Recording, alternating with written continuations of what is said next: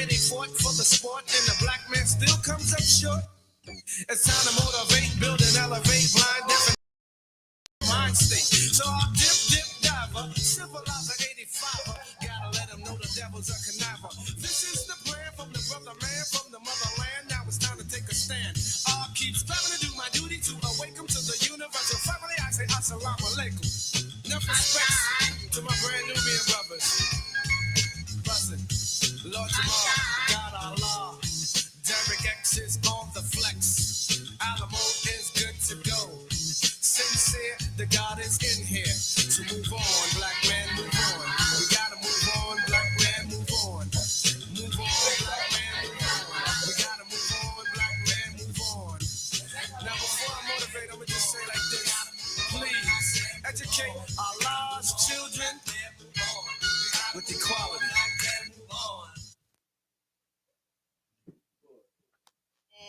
Everybody, recording live from somewhere. Lord of mercy, all nice and decent crew. Follow me now, listen. Say hi, Dick, get your rolling hip hop. Say J-Roll, just your rolling hip hop. Redefinition, say you're rolling hip hop. Say Black Soul, come to rock it down. From the first to the last of it, delivery passionate, the whole and not the half of it. Forecasting aftermath of it, projectile and I'm blessed away. Accurate assassin shit. Me and quality close like Bethlehem and Nazareth. After this, you be pressing rewind on top your master this. Shining like an asterisk for all those in your gathering. Connected like a roundhouse from the townhouse to the tenements. Cause all my Brooklyn residents, all the heavy regiments, don't believe, hear the evidence. We're Brooklyn. See that? By the ticket, all can't believe that. From where they send the tree at to where the police react. Tell them quality, equality, and tell them what we be at. Brooklyn, New York City, where they paint murals of Biggie and cash we trust, cause this ghetto fabulous life look pretty. What a pity. Once it's still 50 cents, it's intense. Street sense is dominant, can't be covered with incense. My presence felt, my name is quality from the eternal reflection.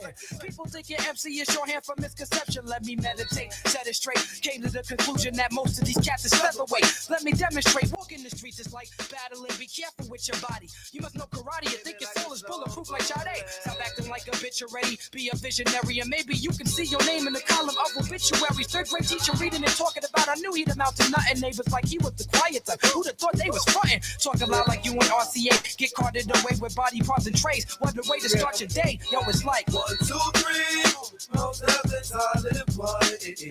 We came to rock it on to the tip top. Best alliance in hip hop. Bio. I said 1, 2, 3. It's kinda dangerous to be an MC. They shot Tupac and Biggie. Too much violence in hip hop.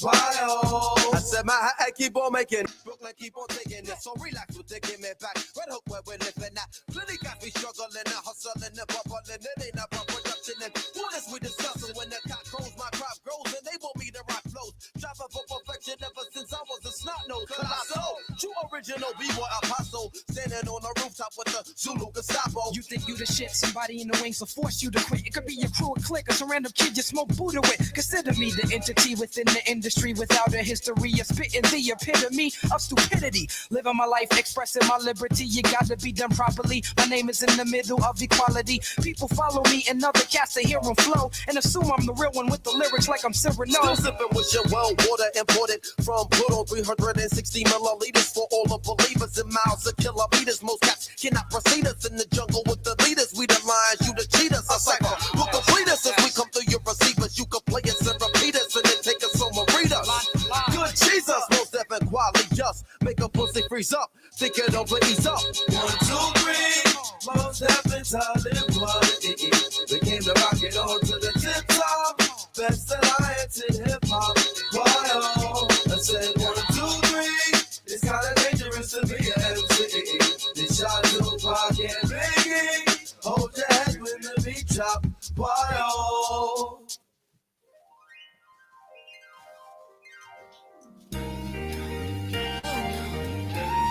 Yeah.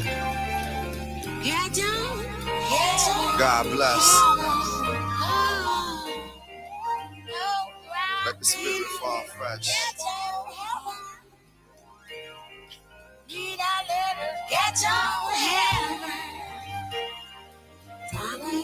Feel good, y'all. Huh.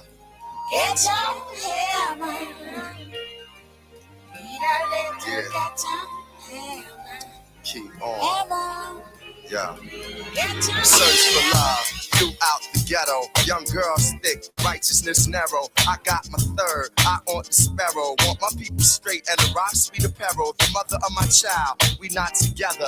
Baby is your back, I got forever. The weather talks to us in rock. The Holy Spirit walks through us. Blinded eyes of the youth search for a guide. A thug is a lost man in disguise. The rise and fall of a nation. Even when the buildings stumble, I still stand tall. I walk through the valley with a life preserver, feeling in times that I might just murder. Yo, that ain't what I was sent for. I want folks to say his life it meant more than any car, any rocker, any broad. He found ghetto heaven in himself and God. He found ghetto heaven in himself and God. He found ghetto heaven in himself and God. Get your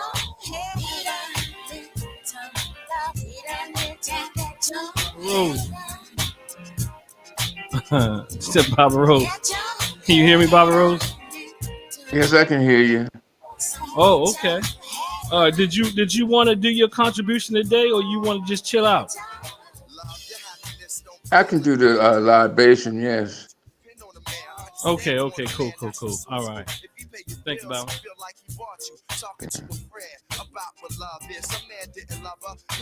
Yeah, we got the plan here.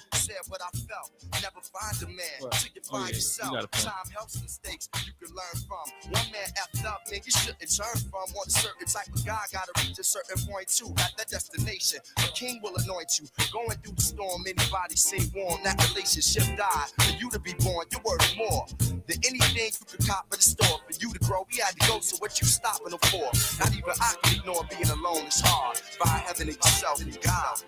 Find heaven in yourself and God, girl. Find heaven in yourself and God. Get your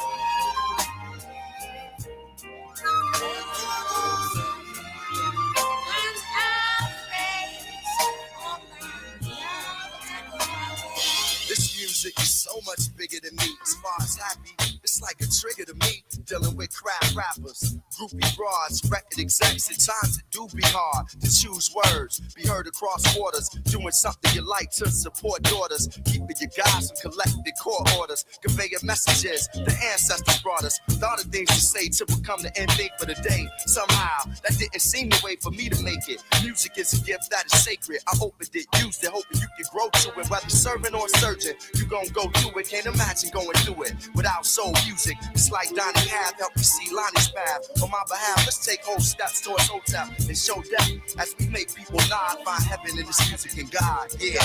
Find heaven in this music and God, y'all. Find heaven in this music and God, y'all. Ghetto heaven,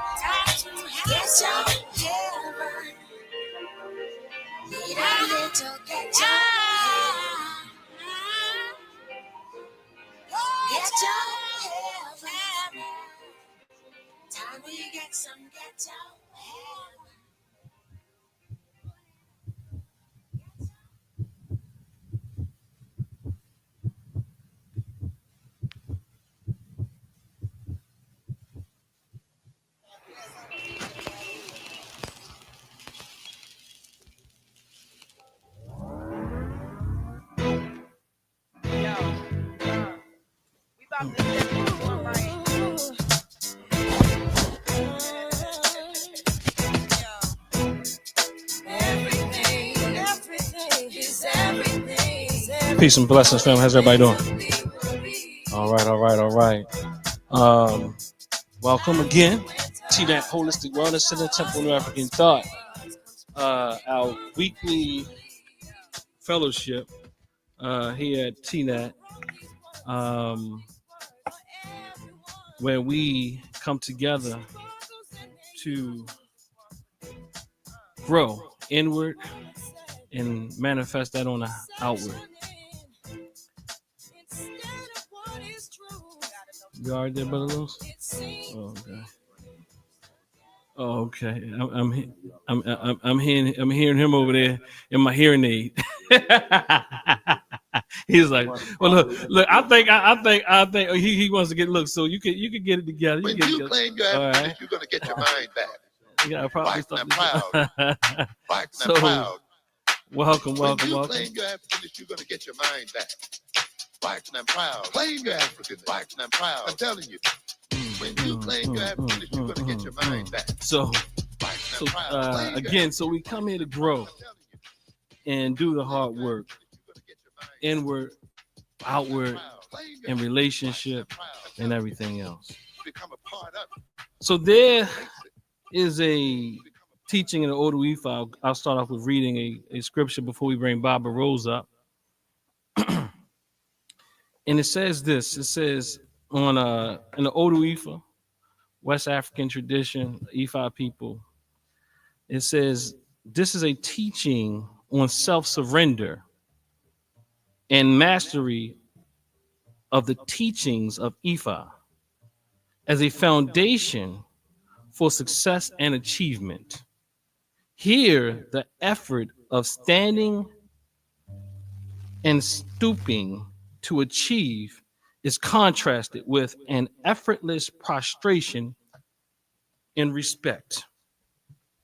The teaching is that sometimes outward self-assertion, regardless on what level, high standing or low stooping, does not yield the desired results.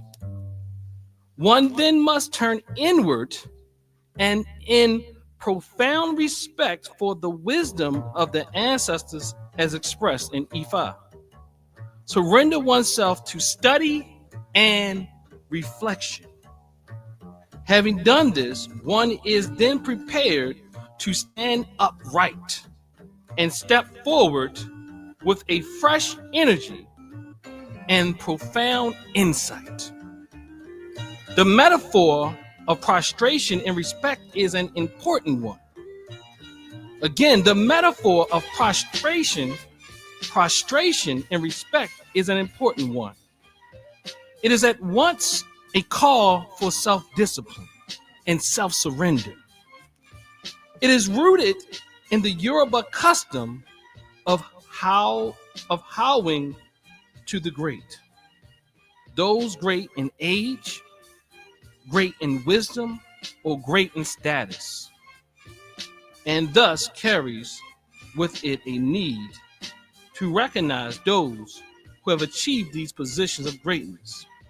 But in a deeper sense, it teaches us to be humble, to be willing to make oneself low in order to attain heights, to submit to instruction in order to learn and then be able to teach, and to be open and to open oneself in order to be filled. And I really didn't read that before. I kind of was looking for something else, but I said, let me see what's on the page. That typically kind of works out for me, right? You know, does that happen for y'all? You go through it, thumb through it, and the right page just jumps out. And to me, I wanted to go to the West African part of the Western part of the continent, because throughout the entire continent, we have teachings that are tantamount to one another, that are consistent. It's not about one way of doing a thing. What is it, brother? Hold on. Let me give him the mic before, you know.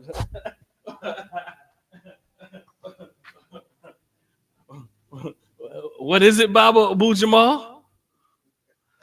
It's not about one way of teaching. What and? What and? Okay, you what and? That's run away though. What and? What and? You said it in your way. That's not right. Both and. Both. Yeah, both and. So I even challenged the idea of duality to some degree. In fact, you know what? It was interesting. Me and my father was up in Harlem. And he and his brother were debating duality. It's crazy. I don't know. I don't think he remembers by looking at me the way he's looking at me. But they had a whole debate about duality. And it's so crazy. I think now, thinking back, I'm thinking my father was more like, I can't remember what it was about, but the guy was like saying everything is so as simple as duality. You know, where duality often, if you don't look at it across the spectrum, it becomes this or that, good or evil. You know, duality in another sense can mean all of it, right? It just depends on what meaning you draw from it, right? But I do, so we can debate these terms. It's really about the meaning. And I think everything is on a spectrum. I think my father probably was debating the idea whether or not something was totally bad. I think a few weeks ago he was speaking to the idea of my father's Bible. So I think he was speaking to someone said something about, well, he might take his head off. He said, well, that might be needed sometimes too. You know, so it's not anything that is typically all bad. It's about what's the word, y'all?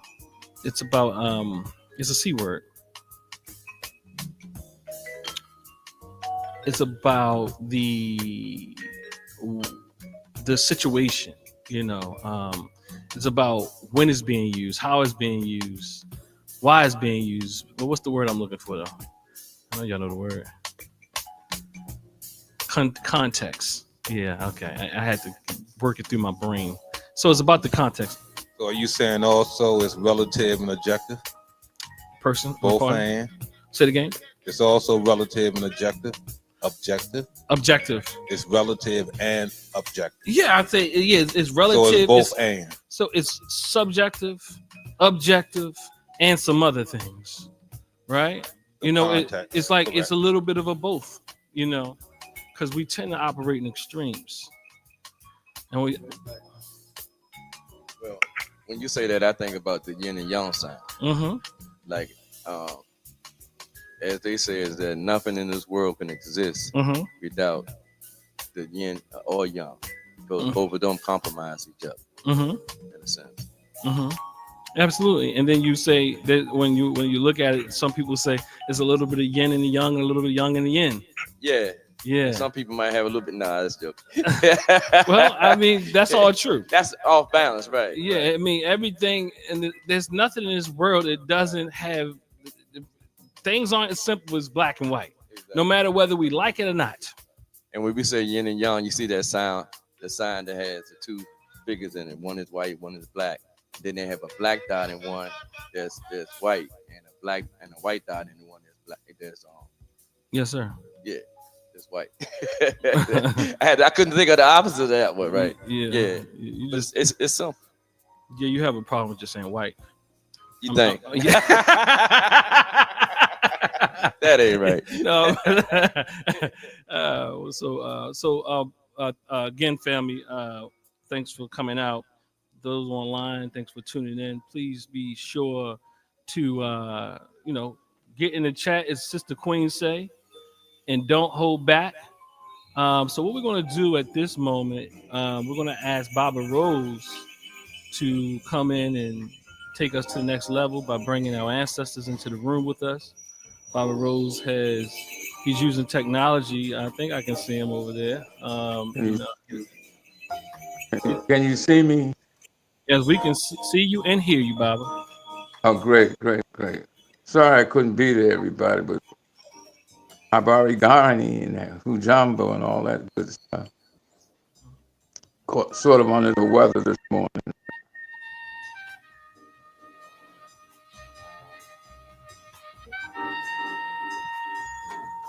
They say greetings back, Baba, and then Brother Fur said he could assist us and also pour in the water for you.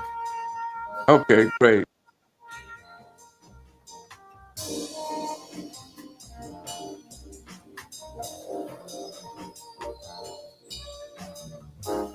Are you ready?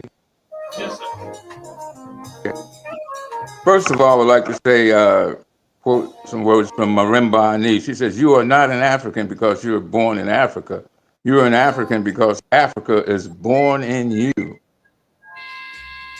Marimba Ani. Okay, first of all, libation is a ritual. The purpose of ritual is to create harmony between the human world and the world of the creator, the ancestor, and nature. As our ancestor Maya Angelou has said, the greatest gifts are the blessings of the past. So let us thank those who came before us. Now, when you hear me say Ashe, which is a Yoruba word meaning it is done or so be it, you simply respond with Ashe. In the name of our ancestors who began the march of humankind in the Great Lakes region, the womb of Africa, we ask those ancestors to be with us, to strengthen us, and give us vision and guidance for the future. Ashe. In the name of our ancestors who marched down the Nile River, that cultural highway, and laid the foundation for high culture and civilization for the world, we ask those ancestors to be with us, to strengthen us, give us a vision for the future. Ashe. In the name of our ancestors who raised the pyramids and temples along the Nile with their sacred God concept and their moral and ethical value systems, who left a permanent legacy that helped to energize and civilize the ancient Hebrews, the ancient Greeks, and help further the work of the Prophet Muhammad. We ask those ancestors to be with us, to strengthen us, and give us guidance for the future. Ashe. In the name of those ancestors taken out of Africa, and in whose heart the spirit of Africa ran and not only allowed them to survive, but to thrive under the dehumanizing slave process in the history of the world. We ask those ancestors to be with us, to strengthen us, and give us guidance for the future. Ashe. In the name of our African ancestors, our immediate forebears, we do know whose names ring in our hearts and our minds, and whose spirits speak to us.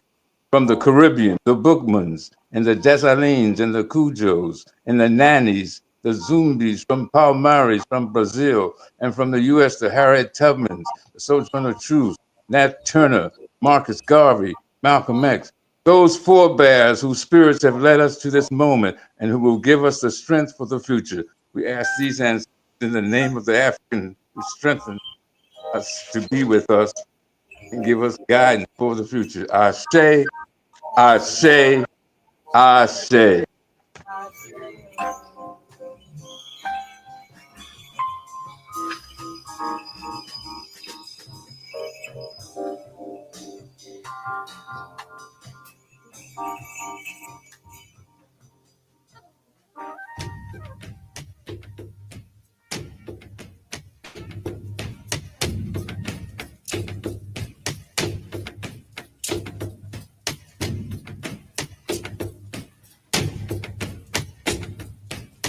Oh, it's my go again, huh? Ashe, everybody give Baba Rose a round of applause for bringing our ancestors and Brother Fur for helping and aiding that process. Ashe, Ashe. So, Ashe. So at this moment, if there's anyone who would like to share a gift, a talent, whether that be some words of wisdom, whether that be in poetic expression, whether that be in a testimony, whether that be in any way that you can do it, song, dance, something you wrote, something you've experienced over the week, whatever it is, please feel free to share.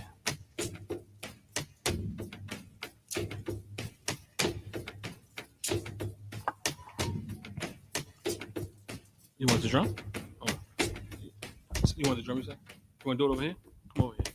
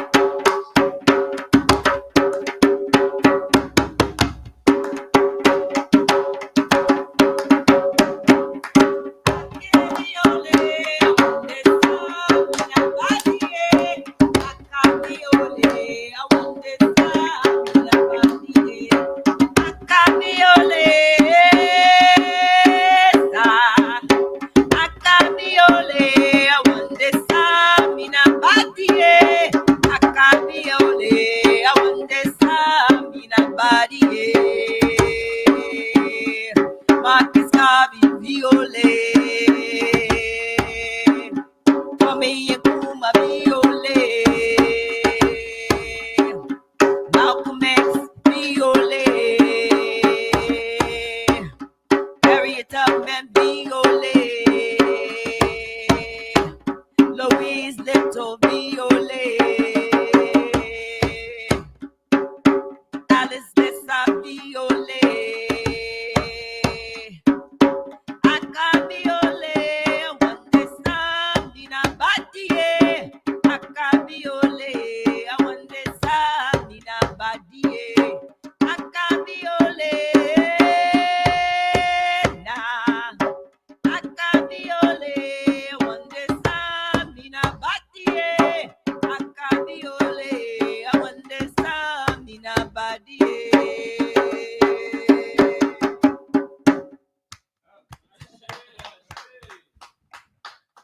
And what the song is saying is just giving tribute to the ancestors. I see. Brother Fur, what did the hand say?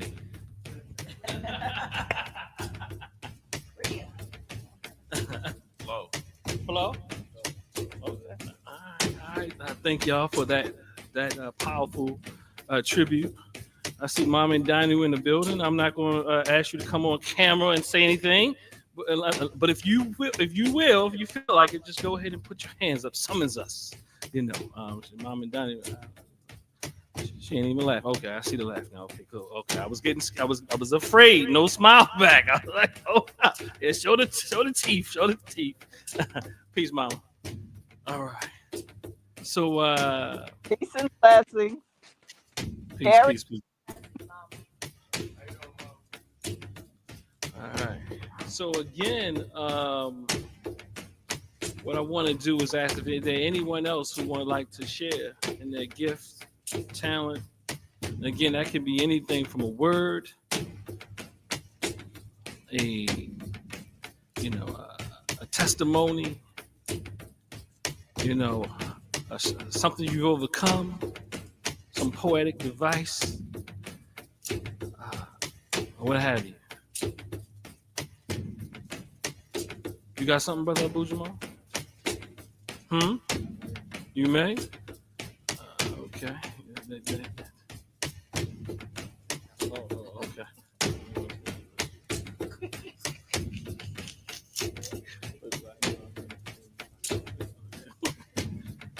So as they do that, I'm not the best, we'll say Sandman, but the filibuster.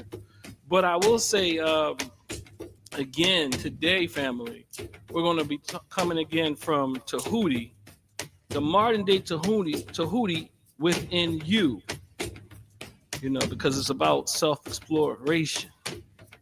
And it's about, it looked like Baba got something, looked like Abu got something, look like the technology is part of where they got to find it or something, you know what I mean? So again, I like to say, give praise, I guess, honor. My father's typically, he sends things and he's the messenger, like Tehuti, and so I realized that I had a great nephew. Everybody give some love for that this week. Great, thank you. That's I figured, I know you were trying to get something out, my screen is frozen over here, but okay. So Brother Abu Jamal, like he's ready, like he's getting in position, up at the plate, batters up. I have several questions I want to pose. I would like to pose. These are serious questions for reflection. I'm gonna read these questions first. They're not long. They're not long. I know I like to write.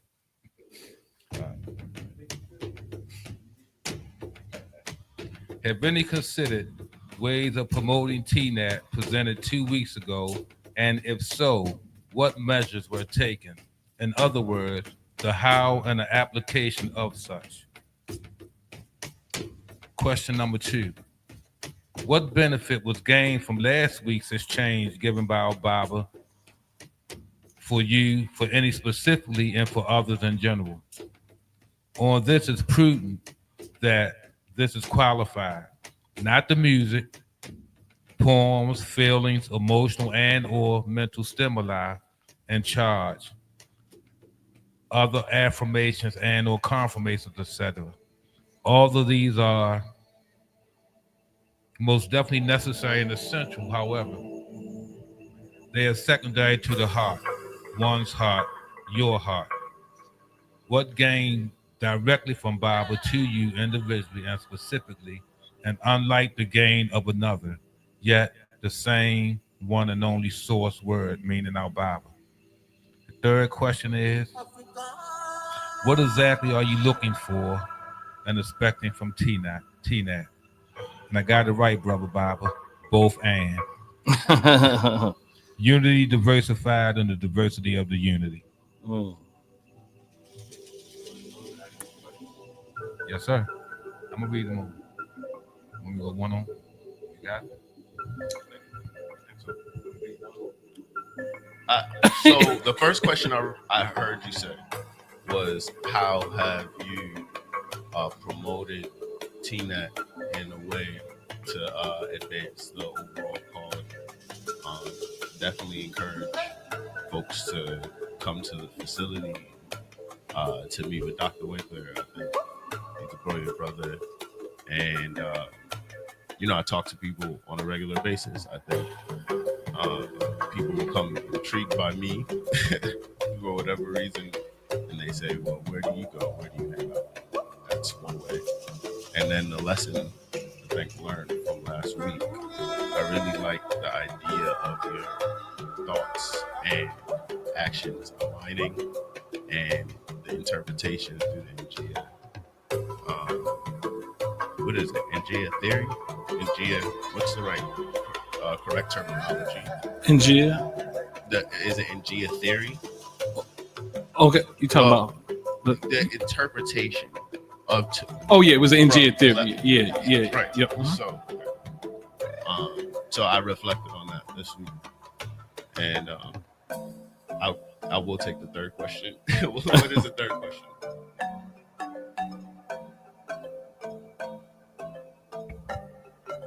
What exactly are you looking for and expecting from TNAT? Yeah, I think I am just trying to be on the journey. I don't know if I have a specific destination.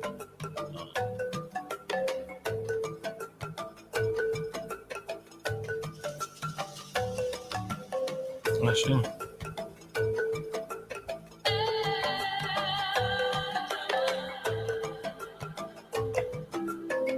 I want to know if you got an answer.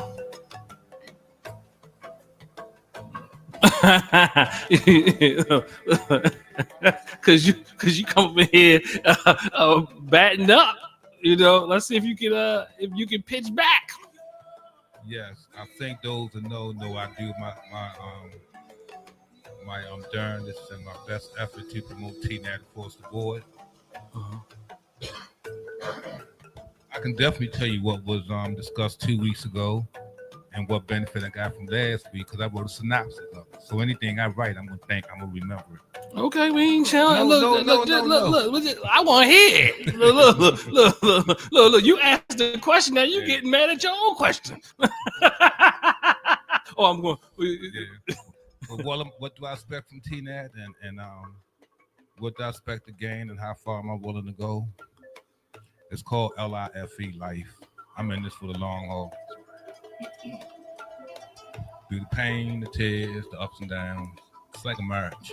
And I can't separate TNAT from anything else that I'm doing. To me, it's all one. And I'll qualify that by saying we in TNAT right now. We have the bathroom, a kitchen, an office. We had this meeting room. They all essential in their own place, but collectively they make the home. So there's no separation. I'm beginning to realize that. Thank you very much. Okay. All right. Succinct, straightforward, and don't ask me again. Thanks, Bobbers. So anyway, not anyway, but does anyone else have anything to share? Okay, well, I will share since everybody looks shy today. We're gonna go ahead and go. We're gonna do a consciousness activity again. And oh no, you can.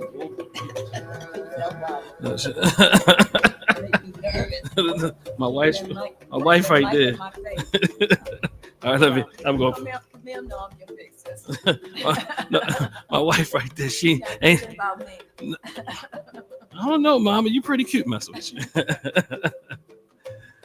So it's so what we do a consciousness activity, and if you are comfortable closing your eyes, please do so with your feet planted on the floor. Your hands, if you can, planted on your lap, your knees,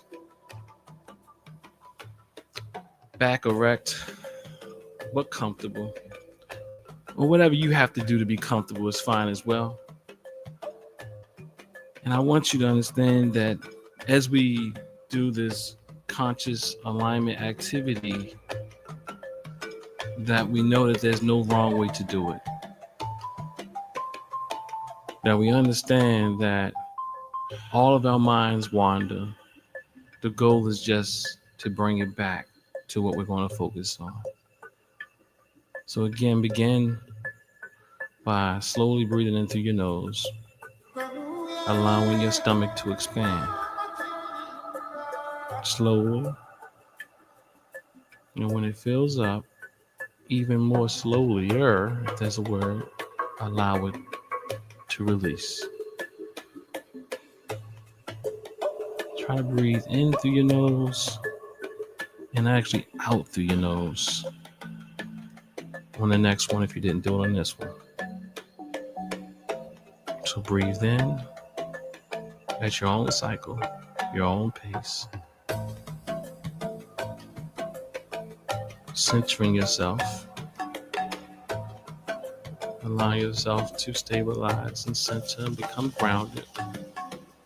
On the exhale, we're going to do one more inhale at this pace. Breathe in deeply.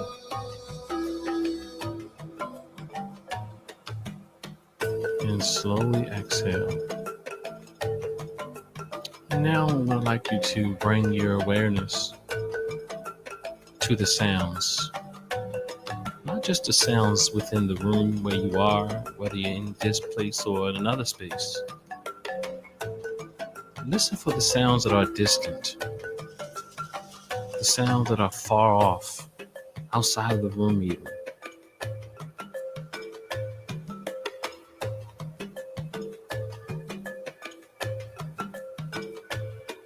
You might hear cars driving past.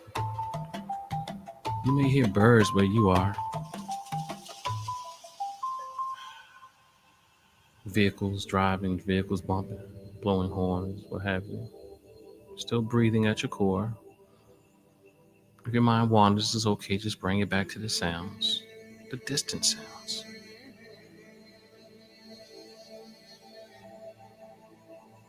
Now bring yourself within the room, if you're in a room, or wherever you are. Bring it to the immediate sounds there.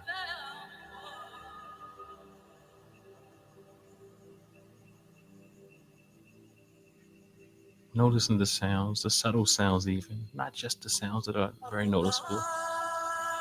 So like here, you're probably hearing the music. You hear the vocals, but listen deeply inside of that music.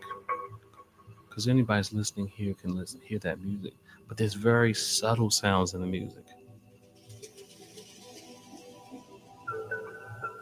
Like water.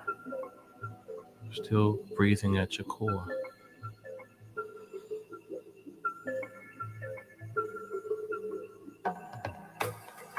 Mind wanders, bring it back to the sound.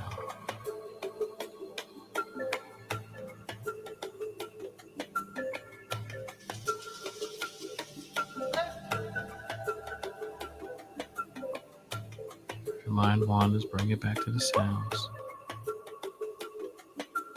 Listening for sounds you wouldn't typically hear if you weren't listening deeply.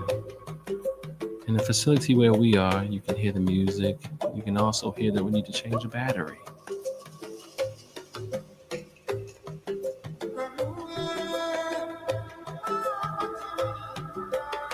You may still hear the vehicles.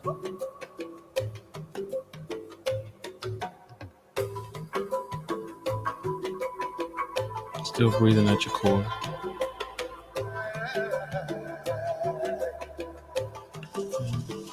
So we're going to return to our breath, focusing on our breath, breathing in through your nose and out through pursed lips.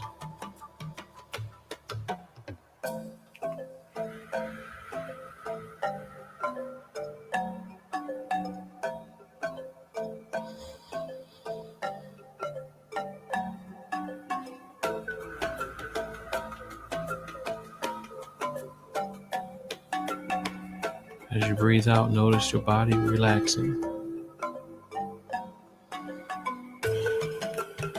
We're almost done.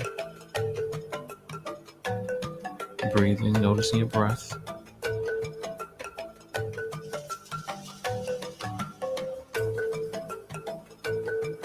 I'm going to count from 5 to 1.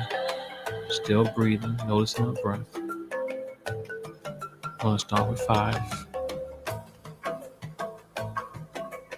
Notice when you breathe, especially when you exhale or inhale, how refreshing it is when you just notice your breathing. That is already being conscious, aware, mindful. 4.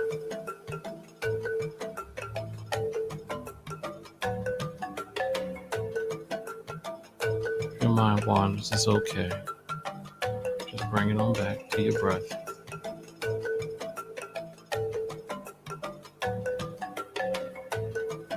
3.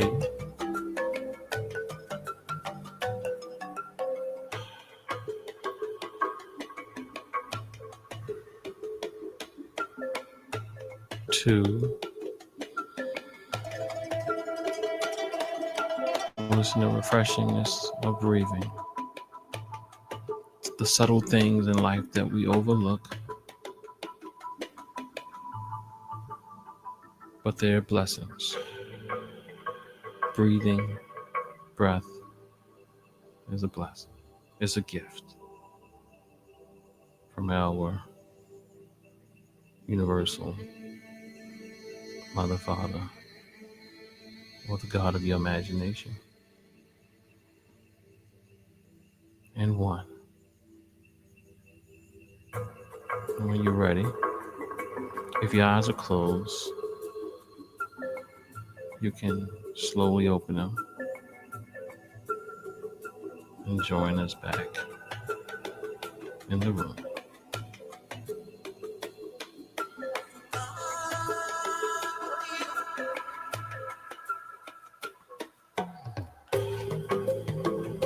Okay. All right, so that's our consciousness or conscious alignment activity for today. And to me, it's important to align ourselves.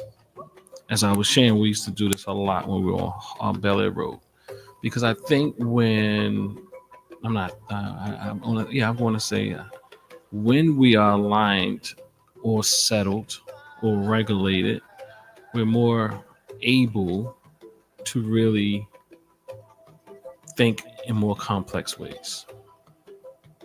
We're able to deal with information that does not initially fit for us. And because we understand on an emotional level, just because somebody says something that doesn't fit my paradigm doesn't mean that it's so powerful that it will override mine or my ability to handle it. Words can hurt, but we have the ability to endure. Actually, I'm going to be on a show tonight with Dr. Mayat speaking about, I forgot the name of it, but we're going to be talking about it's about the way that therapy is practiced in the West and how the culture has created safe places. I mean, this is not the term she's using, but I do get it that these safe places and safe spaces often become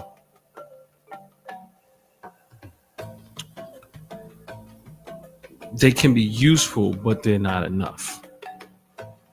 That's why I say sacred places. Because if all we've ever dealt with is safe places, we can't deal with what is real.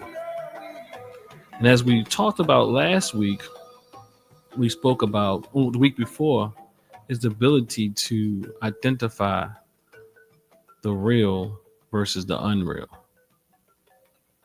And we talked about Tehuti much last week. And we spoke about the ability of control of one's thoughts, actions. We spoke about steadfastness of purpose. I think we spoke about identification with higher ideals. Did we not? Higher ideals? Yes. And I'm not sure if we got to evidence of life's mission. We didn't get to that one.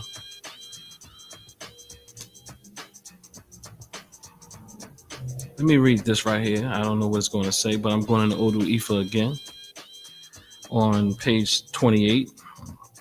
And it says, even if you move away from your position, I will not move. The foundation stones of the house must not fail the house. And the crown of the head must not fail the person at the market.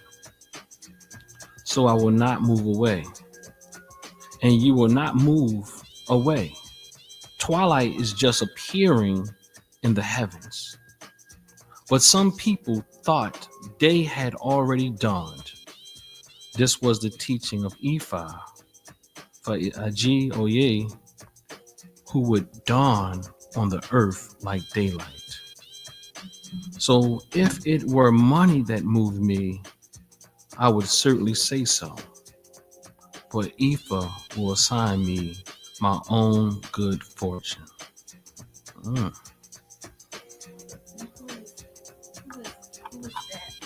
Who is that that's going to be present? That's Tehuti? No. This is I lost the page. I just turned to a page. I can't find it again. It was I know it was a more of a part of the Ifa tradition. Oh, okay. Yeah. So I told him I'm trying to cover both sides of the corpus callosum, meaning that's a part of the brain that connects the left and right hemisphere. So I'm saying I'm connecting the western, the eastern part of African traditions, because I say we are all of that. And you get to see how things are said maybe a little differently, but they really mean the same. You know, when you look at ancient Kemet, whatever the debate is about whatever their race is, I mean, let's say that you're all wrong. Let's just say that hypothetically, you're all wrong about them being black. Okay, whatever. You're not. But I'm just saying, let's say that. Or I'm not saying all people back in that time, did one consider himself black? No. Well, some people would debate that. But nonetheless, blackness is not just a category that speaks about one's hue. Blackness actually, in a racial context, really had assigned traits. That is what you call racism, where they created this term and they said, well, this is what black people do. But in the sense of just looking at hue, that's something different, because I don't think we should ignore that people come in many different shades. And that's a fact. And even in ancient Kemet, the shades are there.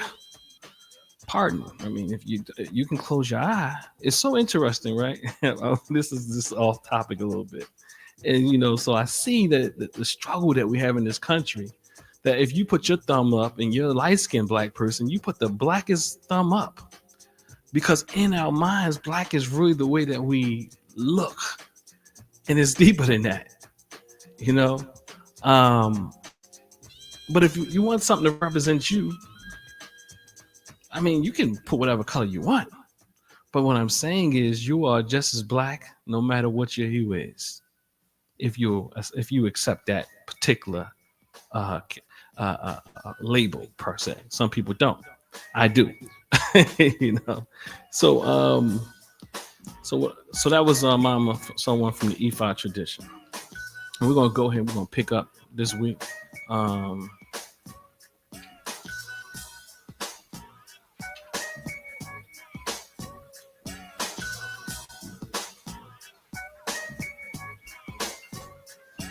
Brother Carlos came with his. He still had this from last week, I think. Oh, maybe I gave him.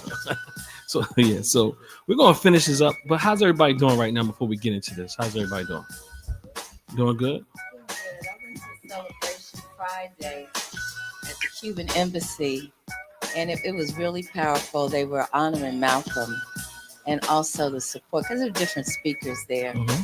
But just how Cuba's input and support with the Black liberation struggle and struggle of all people, Mm-hmm. no matter what the persecution has been, no matter what strongholds this country tries to put on it, they still. And so to me, they were an example of a tenacity and not giving up, no matter what. Not giving up, no matter what it looks like and what kind of dangers you face. They still are very committed to freeing all people globally. So I was excited about that. Okay, thank you. And those how the work continues, right? And it's important that we understand what's going on around us. Thank you for bringing that to us, Mom. So again, I think we stopped at identification with high ideals. Well, let's pick it up if we didn't. So, out of these principles that I pulled out of the book Stolen Legacy, it says here, one of the principles is identification with higher ideals, living in accordance with virtues that transcend status or trend. That is the NGA interpretation, what Brother Fur was speaking about earlier. A rite of passage reflection for that would be, do I live what I claim to believe? That is the rite of passage reflection. And again, one of the definitions of I've learned from an elder of mine is that to live in accord with one's ideals or highest ideals will be the definition of integrity, or would be integral. And I think that if we have to really be honest, there's those of us who, I get it. People say nobody's perfect. You know what I mean? Some people say, no, nobody's perfect. But to me, many times that becomes a proxy for self-reflection. That becomes a proxy for self-reflection. And I think I was on 35 earlier, and that really stood out to me. I want to kind of say that again. I thought for those who weren't here, and I did just turn to the page, but I can't remember the other one. But this one I did remember because I was looking for 35 and it was the wrong one in my mind. But this did come up. So again, I'm going to read it faster this time. Out of Odu Ifa, says, this is the teaching on self-surrender and mastery of the teachings of Ifa as a foundation for success and achievement. Here, the effort of standing and stooping to achieve is contrasted with an effortless prostration in respect. The teaching is that sometimes outward self-assertion, regardless on what level, high standing or low stooping, does not yield the desired results. One then must turn inward and, in profound respect for the wisdom of the ancestors as expressed in Ifa, surrender oneself to study and reflection. Let's go back up there a little bit. It says the teaching is that sometimes outward self-assertion, regardless on what level, high or low, does not yield the desired results. One then must turn inward and, in profound respect for the wisdom of the ancestors as expressed in Ifa, surrender oneself to study and reflection. And that's why it's really important for us to really be able to do what I'm calling conscious alignment. Having done this, one is then prepared to stand upright and step forward with a fresh energy and profound insight.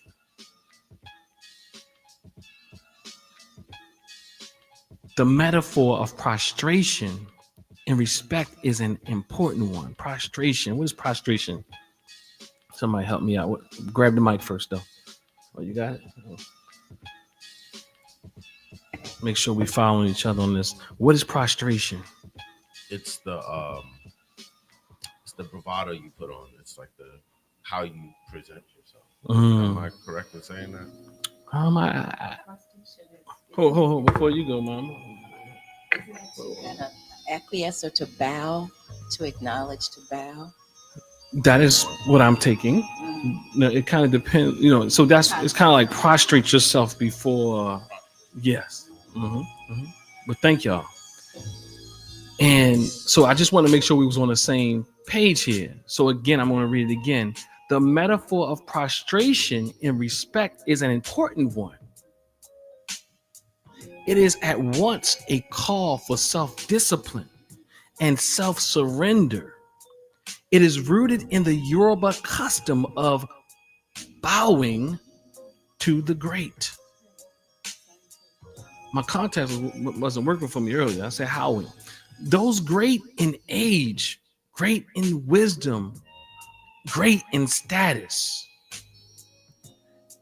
Let me read that again. It is once a call for self-discipline and self-surrender. It is rooted in the Yoruba custom of bowing to the great, those great in age, great in wisdom, or great in status, which I often say we struggle with it because in our worlds, we are the most greatest, all of us. We can't even see the brilliance in anyone else. Yes, I was talking to a dear brother of mine, and I said, the problem is, and I know he thought that I was being a little cocky. I said, the problem is you can't see the brilliance in me. And he was trying to keep a straight face, but it was a little flinch there. I pick up on cues. And I said, but what calmed that down a bit is that when I said this, I said, but I can see the brilliance in you.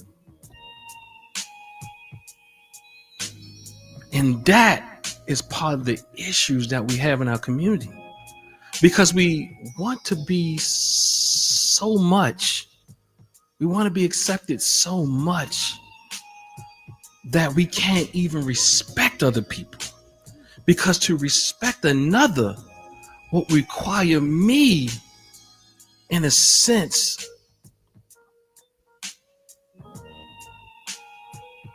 to look at myself and really discover those real feelings, because I haven't really looked at myself as great, because I have these negative thoughts about myself. It's not about the other person. If you become confident in yourself, you can begin to understand and respect and see the brilliance in another. But when you are uncomfortable with yourself, it is key and it shows. And I'll give you another example. I'll be honest. So it's so many ways that it shows up. And y'all know I'm in here all the time, right? And I pick up on when I mean I'm in here all the time. What am I saying? I'm saying that I work with people a lot in different spheres, but in certain ways that I pick up on cues that people struggling with themselves is when they have to diminish you. Or as Mama Danu said one time, she said, so she demoted you, talking about somebody. Or she just demoted you. And I'm not a cocky person. But what I realize is it's not about being cocky. And I just give you a trait that I noticed. When people come around, you're in these spaces, the first thing they'll say to you, all y'all in here calling me Mama, Baba, Minister, something. And then the first time they call you, they didn't want to call you, but they only call me Ausar, call me Dennis. Hold up, we on first name basis now, huh? But the thing is, they will act. If you respond to that, then perhaps people would say, "Oh, that's you." No. From my experience, people struggle many times, and some struggle when they say it. But what I'm saying is they get put, like somebody told me, put a label on it, put brother, put Baba, put doctor, put minute, put something on there.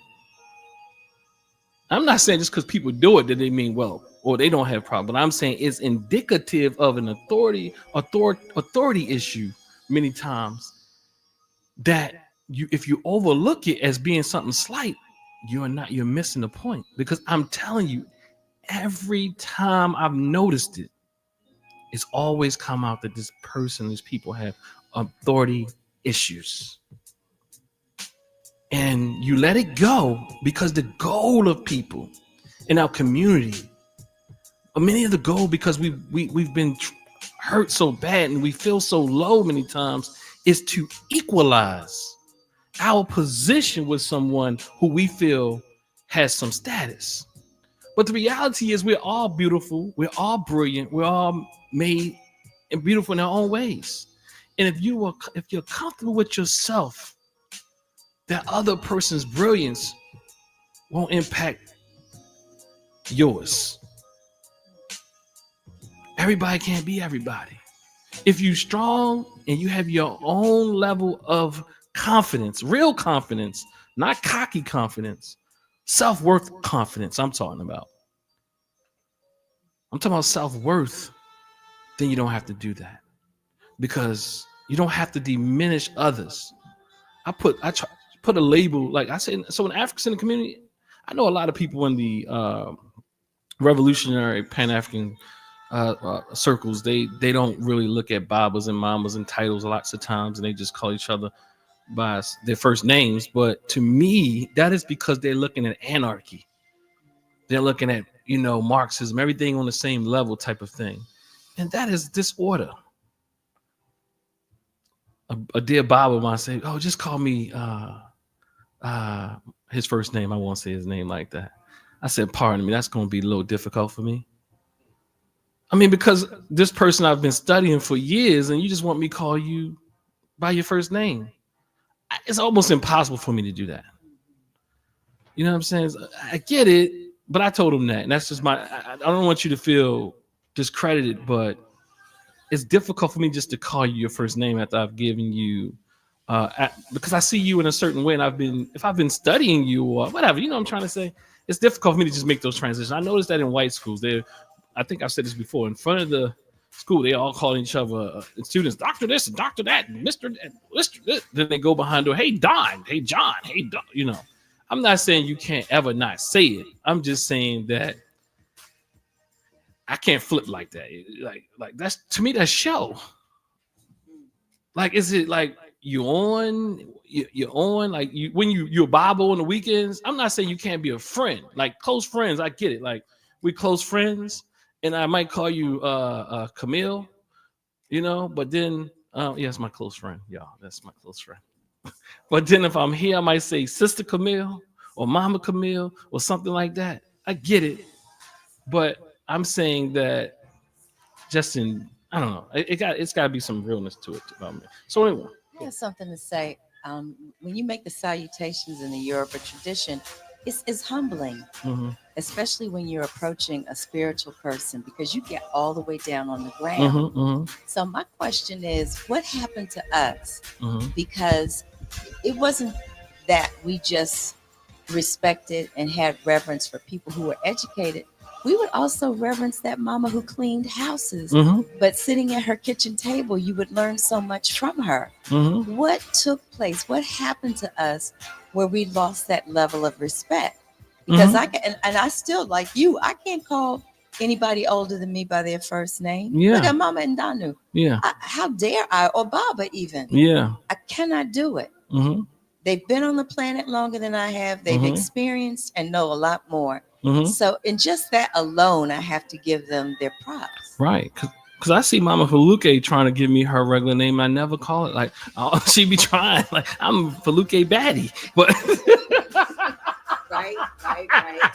But I be like, Mama, you know, but yeah, I see she be like, all right, leave all that elder stuff alone. You know, but yeah, you say it's true. Yeah.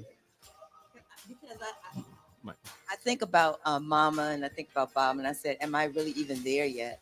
And maybe I'm just not giving myself the credit that is due from my experiences. But because I'm definitely not trying to play young. I'm very thankful that I'm the age that I am. So it's humbling. Yeah, to me it is. I get it. Yeah, but I get it. But then I say, you gotta. It's difficult for people to do it sometimes, including myself, but it's needed because we are in our society struggles with order and respect, and it tells you a lot. So let me continue with this out of the Odu Ifa. It says, and this ties in with Tehuti, by the way. It says the metaphor of prostration and respect is an important one. As Mama Faluke said, you bow to an elder. Because that is not just that is still a position in society. It's called a natural hierarchy, and that's why I'm not really with the whole anarchy thing, where everybody's just, you know, like, you mean to tell me there's no one who comes before you to usher you in? And so it then says it is at once a call for self-discipline and self-surrender. It is rooted in the Yoruba custom of bowing to the great, those great in age, you see, as you said, great in wisdom, or great in status, and thus carries with it a need to recognize those who have achieved these positions of greatness. But in a deeper sense, it teaches us to be humble, to be willing to make oneself low in order to attain heights. Let's say that again. And this is crazy. This verse came up. It's like, I mean, it was not crazy at all. It's verse like this. But in a deeper sense, it teaches us to be humble. So to me, a rite of passage starts before you even, you already being examined. I'm sorry. You're already going through tests and you don't even know it.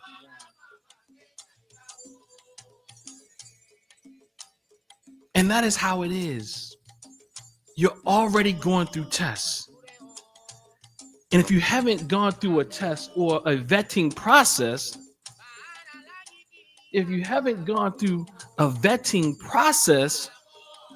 then people don't respect you. So even here at TNA, as we go through our rite of passage, you're going to be challenged. That's what a good rite of passage does. And there's need for boundaries and clear communication, because it's not going to be easy. It's not about something being given to you. It's about growing and staying, enduring, and continuing. Just like I told you, I said, even when we first resumed these circles, I said, you're gonna see these people, and I know you're excited, but the reality is they are not gonna have the staying power. Mom and Donnie who said, well, I like the smaller circles anyhow. I mean, but the reality is, I said, well, they're gonna be smaller because not everyone passed the test.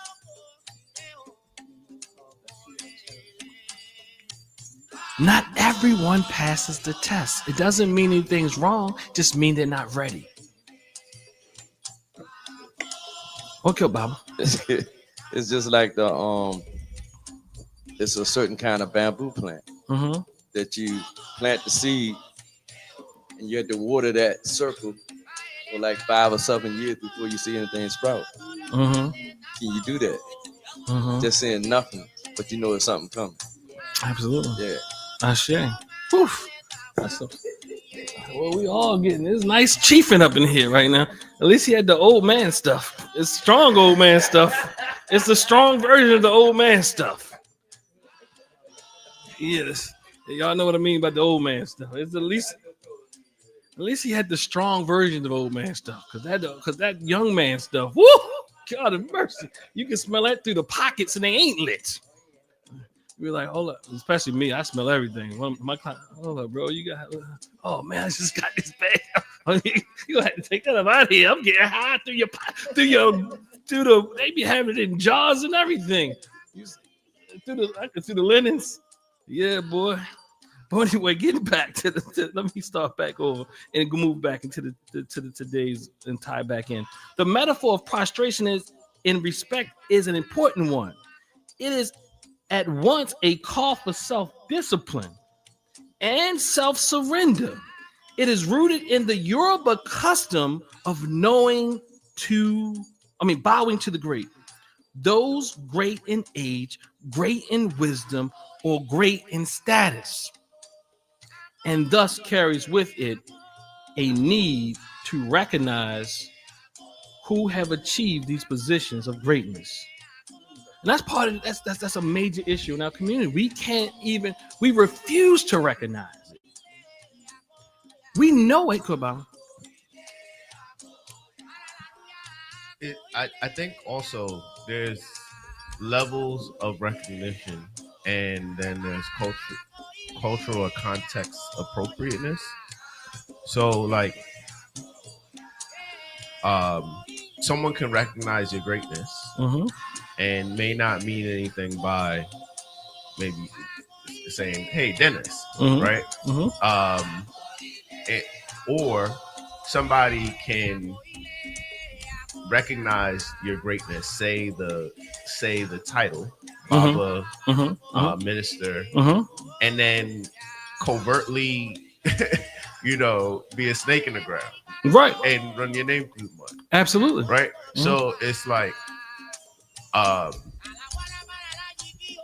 think the title it shows respect in real time, but actions show respect overall. And I'm going to say you can see it. Some people can do the title, but there's those of us who have such we can't even say the title is just one thing. I mean, we do it in many ways. It's kind of like a child that doesn't want to call their father.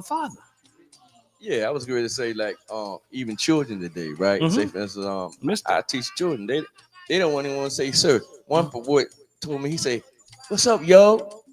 I like, no, that ain't how you say it. But the thing about it is, I'm thinking like these generations that have children, let's say, like we should say, you say yes sir, no sir, please, thank you.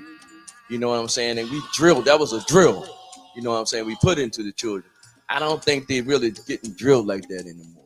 You know what I'm saying? I can see that. I also that's where context I think is important, because if there's like a cultural norm within a space, so within a household, a father can say, what I think is best is that if the children show respect by saying sir, and you create that expectation with the children, so the children now then say, oh, this is how I'm showing respect and this is how I show up. But it's important that the context is clearly identified, because if not, then the father will be upset that the children don't say sir, but the children don't know that saying sir or not saying sir is the appropriate thing to do. Well, I think I get what you're saying, but I think that's on extreme sense, like that where. Go ahead. I was thinking more in terms of like stating the cultural norm in a way where it's agreed upon, like, oh, that's what's expected. Right. Not even the bowing thing, right? I think that because in the Western world, right. bowing is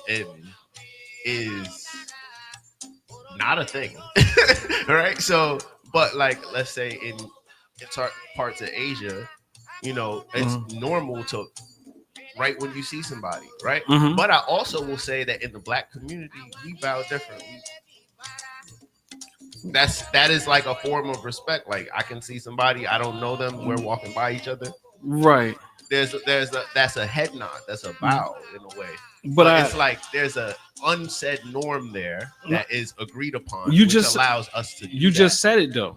What you just said, there's a norm there. Yeah. Right. So I'm not speaking of the abnormal. Okay. Let me give you an example. In our conscious circles, tell you how we struggle. The same one who would struggle with you who call themselves conscious, they would never go to TD Jakes and say, TD, hey Jakes. They will never go to Farrakhan and say, Farrakhan. Maybe some, but very rare. But they would never go to people who they don't even totally agree with and not give them that. They will do it with you, just like your friends. Your friends will go everywhere and say and give all these accolades and all this, but when it comes to you, they struggle with it. And I'm not saying these are friends that I understand. Like, for example, I don't expect my people I grew up since I was 5 be calling me any of these things. I don't. I want them to call me Manny. I still want them to call me Manny, in a sense. Maybe in public, if they introduce me professionally, there's something about Manny that is important, essential. You know what I'm trying to say? So the context, I think, is considered. I'm not talking about things that are, for example, if you in a church, most of the time you're gonna call somebody brother something. You know you're gonna call somebody if you're a child and you take the brother off, you can't just say that person's name. But so I'm saying the culture, if there's a culture that is understood, I'm saying, and I know, and I'm saying you see these things happen. I'm not speaking out of context. I'm speaking in context. I'm saying because you even see people in your own circles who come into your circles, they do it. And then you see how they say things to other people. For example, there's one person, right? They would say, hey, first time you meet me, you call me Ausar. I know I wasn't introduced that way, but then I see you putting labels in front of other people's names. That's intentional. And if you don't think it's intentional, that's context. Why did you do that? And you know it's such a microaggression that if you point it out, that people will say you're crazy. So that's what microaggressions are. It's kind of like going to work and then the white people are saying, I didn't say anything to you. And you know they did the thing. And then it becomes gaslighting. And I'm saying, go ahead. So in those moments, I would say address it directly and create the norm. Like, it reminds me, maybe this is a hard tie-in, but I'm gonna try it. In the Boondocks, remember the name slipped back? He's like, no, say the whole thing like a Tribe Called Quest, right? You gotta say no. Expectation, at least for me, is first, last name, title with it. So that's part of the work. Thank you. I appreciate that's part of the work, and that's why I'm even saying with Mama, you got to name the thing. Well, first of all, you got to be comfortable with it. And then secondly, if you want the respect, you got to be able to be comfortable with the label and know that you want that respect. Yeah. What about the opposite? Like, you meet people with high status or who do a lot of things. They have a lot of titles, and then they're like, oh, "Call me Greg," right? Yeah, that's white people most of the time. But I'm just saying, or like, white both culture. of those things exist. You know No, what I mean? but again, listen to what the point is. You're going too far, and what I mean by too far, that person at least at that point had the chance to say it. Okay. And so you come to me saying, Dennis, and I know that everybody in this room that called me had 17 labels, and the first thing you did was say, hey, Dennis, what? Who? Like, what? Like, bro, say bro or something. You know what I'm saying? Like, hey, Dennis. No, it's not too many generic people walking around saying, Dennis. Hey, Dennis. You already know. And then they do it again. You can mess up, then you keep doing it. And then you see the person use the same thing in another context. And you can say, oh, Dr. Cornell West. You can say Dr. this and Dr. that and Minister this and Baba this and Baba that. But then when it comes to this person, so what I'm saying, again, going back to what you're saying, at least let that person have be able to respond that way. Go about. Yeah. So basically, I agree both ways. I'm kind of your mic. Hello. Mm-hmm. There it is. Hello. Mm-hmm. Oh. Yeah, because I the same thing I think, like what Baba Ausar said, with the kids just saying, yo, blah, blah, blah, just things like that. We culturally don't, that's not our norm. So even getting what Baba first says, like, it's a norm set up by Western way of thinking. Like in my 50 some years of being on this earth, it's like what I see is the Western style of thinking, whether they're doing it purposely or not purposely, they tend to diminish the title or the accolades of anything other than them. So if you get into a circle of them, they'll say, oh, this is Dr. Stawinski or whatever like that. But when we're mixed in, that's when just call me Steve, and it's like, it's not on them saying, oh, don't call me doctor. It's so that they don't recognize you as doctor. So they don't have to recognize you as doctor. So just like you said, when they do that, you just correct them. My wife is a professor. I see her do it all the time. We're at conferences and they're like, oh, Natasha. Then she's like, no, Dr. Harris, please. You know what I mean? Because, how they do it? Yeah, because it's not about a comfortability thing. It's, to me, now it's just my opinion. I think it's a thing that allows them to diminish what you have done. You know what I mean? Because they're not worried about diminishing their thing. Like I said, if you see them in their circles, they will recognize each other as who they are. They'll state the degrees. They'll state how many countries they've traveled to, how many books they've read, or whatever. Like, you can double the number of books or whatever like that, and they'll come and say, oh yeah, what Tony did. Tony was just in Egypt. Like Tony, where'd you get that from? You know what I mean? So it is. Yeah, absolutely. Yeah, we absolutely. Like Baba Anthony Browder, right? Yeah. Yeah. I hear him always on, and when he's talking to us, everybody acknowledges that's that. But when he gets in a circle of a multiracial or multi-ethnic people, they want to call him Tony. And you know what I say, Brother Los? I say this: I don't really care what they're doing, because when we see a white person, the first thing in our minds, they already something. Like, yeah, they already something special. They already the doctors and lawyers and this and that and they ain't. Yeah. Even if they in our mind, just because they white, they lead with that label. And I'm not talking about people here, but go ahead. I'm just saying the regular, the idea. You're right. I used to work in a office where it's very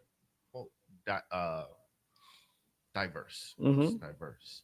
And some I can and I will. And some of my coworkers would, just be like, oh yeah, they're underage, but they're just drinking. There's no problem. They're just gonna do this. Oh yeah, they're driving, but it's okay. It's oh, I hope they don't go and mess up in a bar. You know what I mean? And it was just this air of like, it doesn't matter what you do, you're not gonna get in that much trouble. And I found it so mind-blowing, right? And then at the same office in the building, because there's multiple organizations that work within the building, you see people walk with like a different air of confidence in the right. And then for me, and I don't know if this is a good thing or a bad thing. I've heard both ways, but double consciousness really comes in. You know, I'm a man, but I'm also a black man, right? And how do I show up, and how do they show up, and then see that whole thing, and it's like, right. So I'm saying all that to say that to some extent, I think that air of like is almost bred in them, like to believe like you can literally do anything, right, and everything, right. And then also, I'll say, and trying to tie it into the bigger conversation, I think it's important to remain humble and to because to show status, you have to lower yourself to some extent. But I think in our community also, we oftentimes always lower ourselves. You know what I mean? And I think the opposite of what aligning with what you're saying is like, show who you are, because you should, you know, but I think everybody needs that. And I think you're also kind of speaking to that also. You're saying to like, namaste real, recognize real. I see the God in me, can see the God in you. You know, I don't have to lower myself so elevate you. And you were also saying elevate, and we're both. And guess what I'm also saying? It shouldn't even, at some point, that shouldn't even be necessary. And what I mean, and I don't use shouldn't a lot, that there are levels to this. You know what I'm saying? And so the only difference is a person who's confident does that for others to feel comfortable when engaging. A person who's confident, who has confidence, because people can have all the titles in the world and be not confident. You see what I'm saying? It's not about the label itself. You could be a good artist. You know what I mean? But it's like some of us won't even be able to even acknowledge that. But don't be some. It's more difficult to be of these type of status, though. Listen, it says it is rooted in the Yoruba custom. It says, okay, bowing to the great in age. We struggle with it. We struggle with it. We get 40, we say, I'm a grown person. You are, but you don't have to prove that to nobody. That doesn't mean that you still don't have an elder. I would, you know, I disagree with my father. I'm gonna say, I'm a man. Like what? You know what I'm saying? That's because you don't feel like you're a man. That's no reason. Daddy, I'm a man, I'm grown up. Okay, that's an issue there. If you hear your son say that, there's an issue. You know, I mean, I won't say, well, look, I'm not, you know, we can disagree, but I don't need to prove to my father I'm a man. That means I got an issue with my father thinking that I'm not a man. And guess what? I'm always gonna be his youngin. I want him to respect me like if I want him to respect me like I respect him, to me that is backwards. He should be proud of me, and I'm not sure to say should. He is proud of me. I'm talking about parents in general, not just me. But what I'm saying is, but to want him to respect me on the same level, he's my daddy.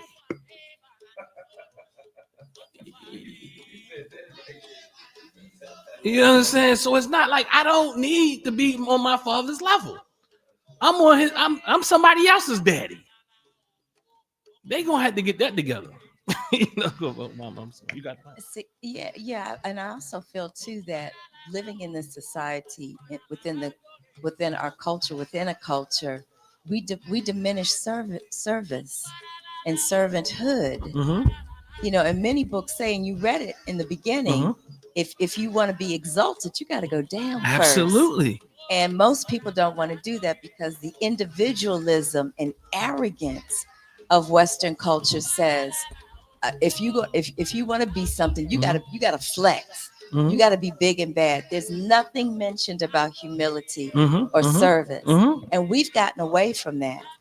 If you would go to the mosque, if you would go to church, or if you go to the spiritual houses, there's always somebody serving, because it's a process that allows us to surrender ourselves and think more highly of someone else, because that's what this thing is about. This blackness, BLACKNUSS, is about putting aside our agenda and serving someone else. I came in here one day and I asked Mama, I said, Mama, what do you need me to do? She said, you don't need to do nothing. But I come from a generation, if you want to see a black business survive, if you not just survive, but to thrive, you so into it, no matter what it is, whether it's coming and taking the trash out or sweeping the floors, whatever it is, you do that because that is you, and you want to see them survive and thrive. And so, no, a lot of us have lost that aspect of service and servanthood. We think it diminishes us. But in the process of our journey of servanthood, there's so much that we learn about ourselves, and so much that growth occurs that will allow someone else to bow to us. But it's not going to happen until we can do it for someone else. And it's for our connection. Thank you, Mom. It's for us to do the things we say we want to do. And I'm saying there's a lot of performance. And I think it speaks about that in here too. There's a difference, and I think that's what you're talking too about, Brother Fur, is that it's a difference between performing. Because some people can perform, but again, you can sense those too. But it's those who don't even can't even say it out of their mouth without swallowing deeply. And then they're gaslighting because they're in quiet protest. And you see it. And what I'm suggesting, I'm arguing, I maintain, look, even if, as you said, we have to recreate what is culturally appropriate, because what's going on now is not. And the very thing, and again, going back to our conversation earlier, it's about you gotta be uncomfortable with some things. You gotta be uncomfortable with some things, because the reality is, I think we said something here. Baba, I see you. Yeah, because the generation is really, really different now. You see a person getting beat up, and you should help them or going close. They put it on social media. Not even helping. So it's like they numb to a whole bunch of things. You know what I'm saying? Which should be like, wow, you need some help. It's like, that's just, was it 5 stars, something like that? World star, yeah. Everybody want to be a world star. Yeah, and not to get on the generations, because some of these people I'm talking about is even my generation or higher. You understand what I'm saying? It's because this thing, listen to what it says here. It is rooted in the Yoruba custom of knowing and bowing to the great, those who are great in age. It didn't stop there. It said great in wisdom. And you got to claim what you know. And I'm gonna tell you one thing I'm gonna tell you about me. Now, know about you. Somebody said to me, how you know this about yourself? I've done a lot of work to know about myself. I know I'm wise. And guess who affirmed it to me as well? My daddy. And lots of other people. Because if that makes you uncomfortable, that is your thing. You learn your gift. Be strong in your gift. I got some gifts I don't got. I can't sing. I would like to add that one to I think maybe a little bit. Dr. Ray said I can if I got some training. Brother Fur, you gonna train me? For any price, I can do it. You got to stand on something, though. We talked about that today. but yeah, but even like what you're saying, like that itself actually comes from a higher power. It comes from a higher sense, like to know, to acknowledge itself that you have wisdom. And that's not just something I don't know the word, but just thrown out there. That comes from a higher sense, a higher self as well. And those that don't connect with that higher energy or whatever like that, they'll never understand it. And that's when they'll call you arrogant. They'll say, oh, you're arrogant. But they don't realize that connection with that higher sense of power is what leads you to do that. You know what I'm saying? Or feel that way. Yeah, and going back to the lesson, thank you for that. It's like the control of thought, the control of action, steadfastness in purpose. Let this be your measurement. Control of thought. Get this to Bob. Let me get this. So the control of thought. Let that be a measure. Control of action. Steadfastness of purpose. Now, I guarantee you, see, in psychology, there's something called a self-assessment, and then there's an observer assessment, right? So the way that you measure something is by the way that you answer these questions yourself. So if you had to ask yourself, do I have control of thought? And then you can answer one way, but then you get somebody else to answer it to make it even stronger. Now, I know that if most people, 9 out of 10 at least, unless they want to say, oh yeah, he control of thought. He's good with that. He's got some control of thought. Control of action. Yeah, he's pretty good with that. Steadfastness in purpose. I think it's undoubtedly reality. Identification with higher ideals. Without a doubt. Ask yourself the question. Evidence of a life mission. Without a question. I don't know. I'm gonna get done here. Evidence of spiritual calling.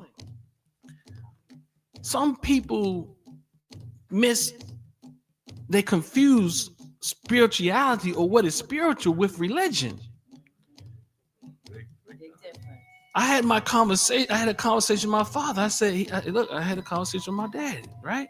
He said, yeah, you spiritual, really spiritual. Because they don't see you jumping around, dancing, doing backwards flips, prostrating. I'm talking about in a real sense, 3 times a day, or you don't have the look going on. The look is not it. That's religious antics. Not saying there's no strength in that.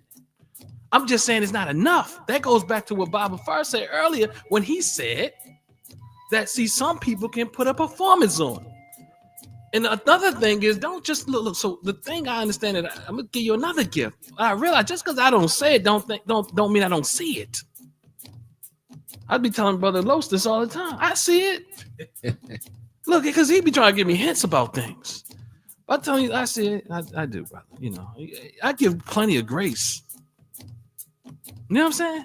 Plenty of grace. I see it. Because, he's a seer back there. He see things. He one of the ones, I ain't don't listen, he ain't say this, but he one of the ones, this is how he talk though. Don't say, don't listen to me. I don't know nothing. You can just tell, like, look, I don't know nothing. The people like, I don't know nothing, but they just being a little, what they call that? Fake humble. Fake. Say it again. False. Okay. No, I'm from Baltimore. Fake humble. No, he really humble, but that one right there, they know that strength of theirs. Don't say nothing. No. Well, no, you know what you're saying. You know what you're seeing. Yes, and it's true. Evidence of a spiritual calling, freedom from resentment under persecution. That right there. I feel something. I actually feel something, but I want you, if you can. I don't want to put you on the spot, but like elaborate on that right there, what you just said, like in your best sense of what you said. Well, let's go through the NG interpretation first and foremost. Freedom from resentment, and thank you for the question. Freedom from resentment under persecution, emotional maturity rooted in self-regulation and spiritual depth. So, and then the rite of passage question would be, how do I respond when I am tested or misunderstood? So that goes back to what we were speaking about earlier. Everybody not going to understand and everybody not going to agree. But in everything, and you don't have to be resentful because things didn't go the way that you thought it should have went. that goes back to what you first read, where you had mentioned that I'm gonna paraphrase because I don't want to mess it up, but essentially it can't be resolved through action, so you have to go internal in those moments, like the freedom from resentment under prosecution or persecution, like really just finding your center, kind of like what you're talking about around the meditation, finding your center in those moments, calming your nervous system to be able to have clear thoughts, to be able to move forward. Because you said one more, that little beeper back there, that last part that was louder than you. When you were doing the meditation, you were saying calming your nervous system to clear your mind so you can move forward with clear thoughts. Yeah. That's the action associated with the, like, not holding on to it, like of being an observer of it opposed to taking it on. And then tying in that first part of, like, sometimes it's not through the action that things can be resolved, but it's through the self-reflection, the internal processing. Yeah, because resentment to me is something that you're holding on to, you're harboring, and you're unwilling to move past. And the reality is, resentment in many ways serves people. It serves lots of people we don't make decisions. We don't make decisions without that resentment. So we have to be resentful many times so that we won't get hurt again, we believe. But the problem is you all set yourself up for continual hurt. What you do is you set boundaries before you know that you're going to be resentful. I tell people all the time, I'm going to talk to you. And because if I'm going to tell you what's going on with how I'm feeling in the process, because I don't want to be resentful. I don't like that way that feels. So I'm going to set the boundary. I give room. But now I'm not going to tell you, but in this juncture of my life, I've learned something. You know, you do tests, you do hypotheses, right? Y'all might know I'm a business person, right? I've been doing business forever. So you can make decisions. You got to make hard decisions. But then you play around a little bit. You go, well, let me give people a little bit of rope. Let me give them a little less rope. You keep, and then you say, all right, well, this is what I'm going to try next. But then you grow and you develop and realize, your hypotheses have been accurate. So I'm not going to put myself through that again at the age of 40, 50, 60 years of age. I've already been there, done that. I'm not going to be resentful. I'm going to approach the situation and realize and take my interest, because in introspection, you realize that you gave room to those things. So why are you resentful? Now just learn the lesson, make the move. And I'm not saying that in a transactional way. I'm not saying that in a heartless way, because it hurts to have to make the decisions we have to make. It hurts. But we got to make the decision for us and others. That is why most people are stuck in relationships that are not serving them.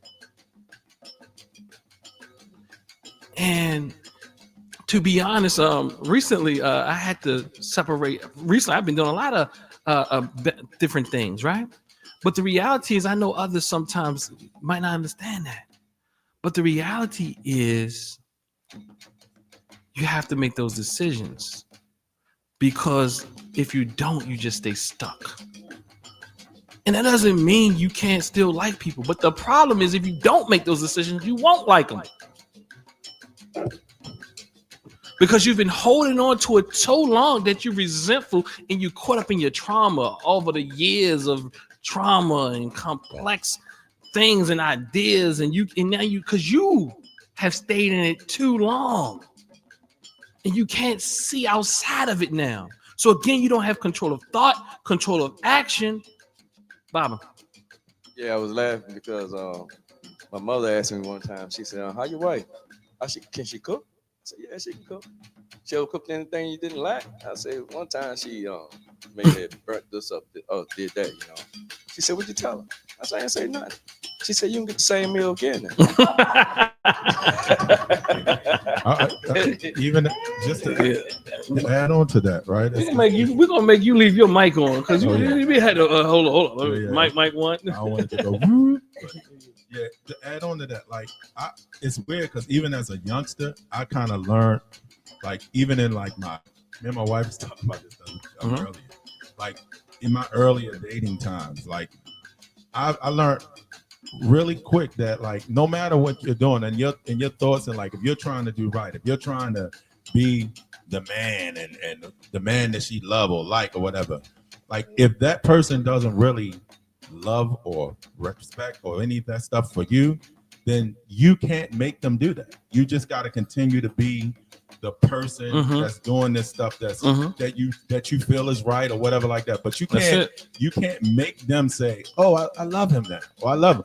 They might down the road, but a lot of times that don't happen because guess what? You move on, they move on, and then they sit back somewhere 30 years from now, like, "Oh man, I remember the time we did this, man. It was he was the right person for me," and vice versa. She was the right person for me, but you can't make that happen.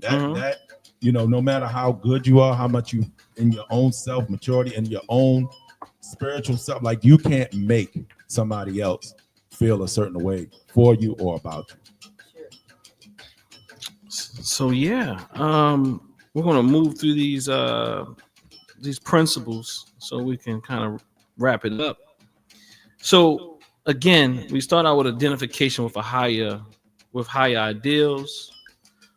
So let's go down to evidence of life, of a life mission. The Ngia interpretation of that, again, this is coming out of the book Stolen Legacy. Evidence of a life mission. Ngia interpretation: walking with purpose that is visible in how one lives. Rites of passage reflection. What direction does my life already reveal, even in silence? When you look at yourself, or let's think about how others may look at you, because sometimes it's difficult. Use both. You know, ask somebody. Do you know the question to this? And do you know how others might see it? Others can be wrong, but I'm talking about people who love you. I'm talking about people who love you and also are not threatened by your brilliance or your whatever else. So if you would ask a person, if my life is evidence of mission, I already know. I know the answer. I know that most people would say, "Oh yeah, he got a mission. I don't know what it is, but he definitely on his mission." And a mission doesn't have to be a one thing. That's one thing I learned. A mission can be a multiple ways of doing the same thing. If you have to ask me what my mission is, and I don't really think about it like that, I don't have it written down, but my overall core goal is to help people better engage with one another. Bring back the family to the Black community. And that, whether that's but you got to do internal work. As I say, I call it the leads: internally, familially, meaning within the family, communally, meaning within the community, and we can go all the way up to societally. So again, that's something I have in my book called the leads, right? So again, internally, you have to do that internal work to, what was I saying? Evidence of a life mission. And but if you, so it doesn't have to be one thing, or it can be one thing, but it can be many ways you do the same thing. People like, so you do a lot of things. Well, all of it at the end of the day kind of still in my mission is not the tools. You understand? The tools are just ways of reaching those places. If we have a restaurant here, it's still a part of helping that process. If we have a space here on Sundays, it's still a part of that process. If we're doing counseling, that's still a part of that process. all the things are still a part of the process. It's not a mission to sell a book. Maybe the book can help in the process. It's not a mission to sell an herb, but maybe the herbs can help in the process. Thoughts? Reflection?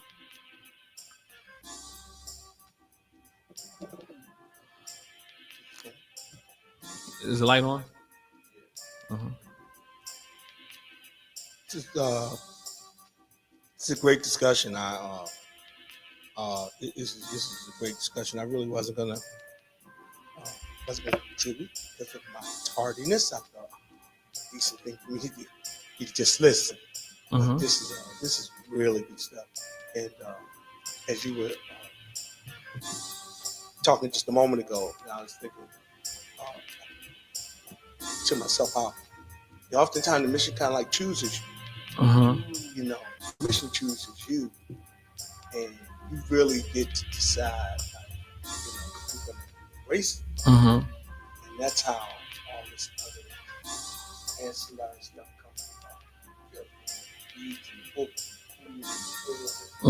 and all of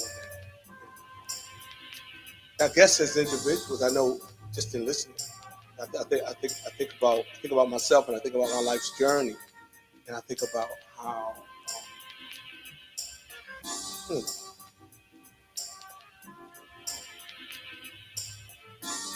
how I've always been being prepared for for what I currently am now, even when I didn't. When I lost that job, couldn't be packed up. All I was trying to serve, like I was speaking for the ones that couldn't speak for themselves. I wanted more for people I found out than they wanted for themselves. And it wasn't for money or anything. And at some point, somebody decided that I'd outlived my usefulness. I was crushed. What I didn't know was I was honing a set of skills that would take me to the next assignment. And when I got to the next assignment, I was, You had skipped some grades and you were still trying to fit in a second grader seat. And so the ancestors had to move you out the way and say, you're finished here. And oftentimes we do that because of familiarity or comfortability. And then you have to be aggressively moved out of the way. And what I realized, just to kind of bring it back to what you were saying, what I realized was that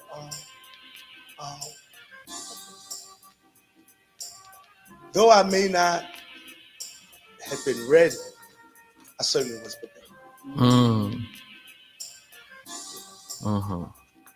And that was the lesson. Like I was honing skills and making connections and relationships. I was taking in different material, and it wasn't even for where I was. It was for where I was assigned to go next. You know, and I got there, and I was more prepared than what I thought it was. Ashe. Appreciate that. Did you have something, Brother Fur? I think about what I consider my mission, which is to really make myself available. I think about, as I'm an instrument maker, like the maker has a purpose for the instrument. So I think of myself as an instrument, and like my maker has a purpose for me. And I'm just waiting, as a flute might wait for wind to blow through it in order for it to play the song it's supposed to play. I'm in the process of just being available and ready and honing my skills, so whatever I'm meant to do will come to fruition. Yeah, I appreciate that. And I think that goes on to to kind of to the next principle when we think about evidence of a spiritual calling. The engineered interpretation is sacred work cannot be self-appointed. It must emerge from inner summons. Question: am I seeking to serve or to be seen?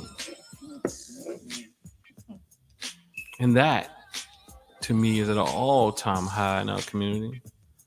I'm not saying being seen is all bad, but if you're seeking to just be seen, because guess what? I want to be seen so I can accomplish the mission. Look, there's no qualm in that. Like, oh, you want to be seen? Then you have to really think about that. Yeah, I do. You know, not for the sake of being seen, though. Seen, though. You know, but the thing is, at least by a few, if not more, because there's plenty of people out here that just are trying to be seen who have mastered the ability to be seen. And we begin to really think they're doing something. And they think that, like, again, I go back to it in social media age, people are literally telling you how great they are. But they never show you how great they are without telling you how great they are. They just tell you, I read all these books. Like, it's a brother I know. He just say, I read 1,000 books a year. Okay, so what have you learned in the book? I keep hearing you say you read books.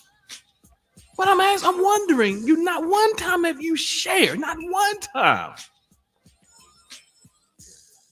Well, Cat Williams was worse than that. my brain. I'm like doing the math. Like, you can't read no 1,000 books in a year.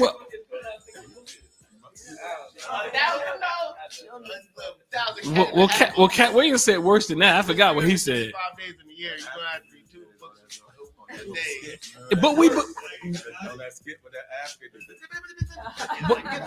But again, we gotta hone the ability to understand what is the truth of what is factual from what is not factual. But most of us get excited about those type of things, and they know we don't critically think. I mean, like, people literally think Cat Williams said something like $50. I forgot what he said. That was even more crazy. Like, we really thought that Terrence Howard had the formula for life in life again. Like literally, we get turned on by so many things. I'm not saying these aren't beautiful people. I'm just saying they're lying to you. And whatever reason they're lying to you, that's something to figure out. But that you can see the archetype. But also, you just see people on social media showing up at every event. You at every event. Again, that goes back to what something said, like steadfastness of purpose. What is your purpose? You cannot have a purpose and be everywhere. I think that there could be synergies with being multiple places. No, I didn't say. I said everywhere. Well, okay. Let's say somebody is on a book tour. The thing that's stringing them to all the locations is the book tour. Well, that's not everywhere, and you know that's not what I mean. But the book tour can be everywhere. You know that's not what I mean.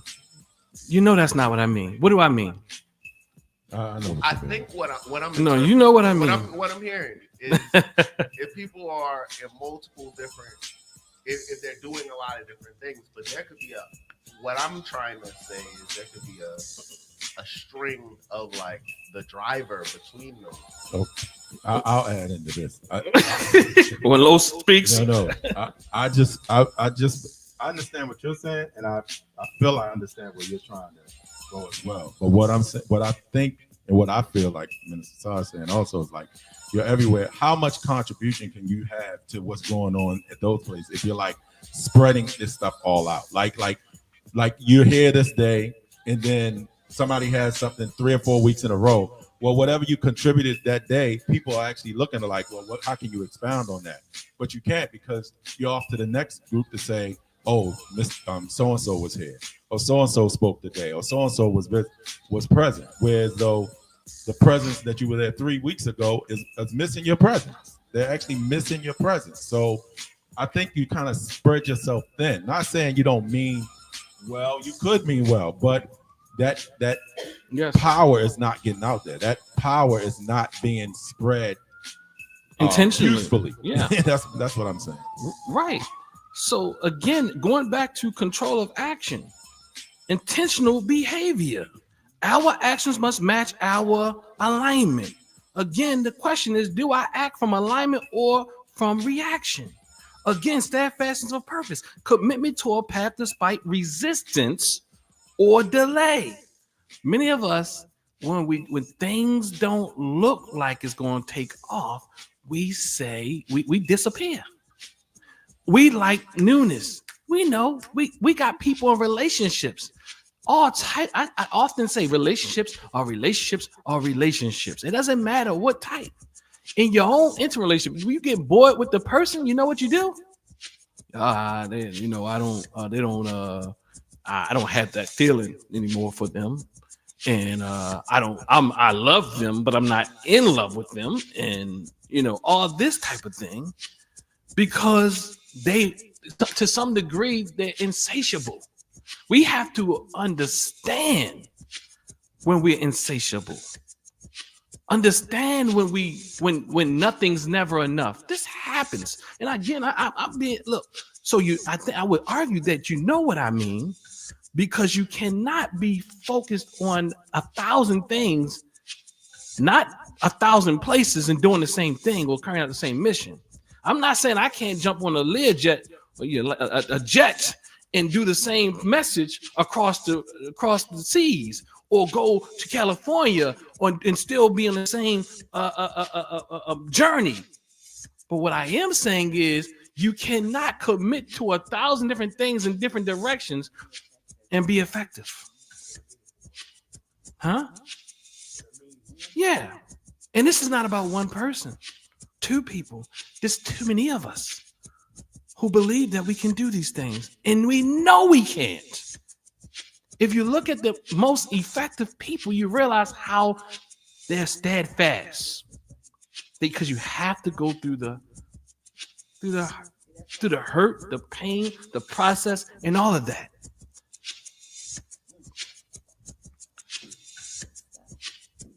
So again, evidence of spiritual calling, freedom. So let's get so sacred work cannot be self-appointed. It must emerge from inner summons and also from collective community summons, because it's all about me. And people who things are all about them, they are never happy. And this is why they chase this thing. Because what happens is when you can't get the warm and fuzzies at this place, you gotta go somewhere else, and you gotta go somewhere else. You gotta get it. And this is what you do in community. This is what you do in relationships. And believe me, I know what I'm talking about. Don't believe, look, challenge me in a real way. Not with slick rhetoric. Challenge me with logic. You know what I'm talking about. You know what I'm talking about. People who are unfocused cannot accomplish what they will because their minds are too scattered.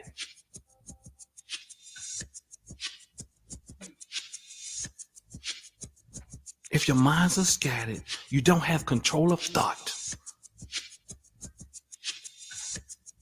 How do you measure up using this? It goes back. Understand when someone, what are you measuring things by? Umar Johnson? Let me just use Umar for he's fun. People really like the shenanigans. But literally, does he seem stable in mind and thought?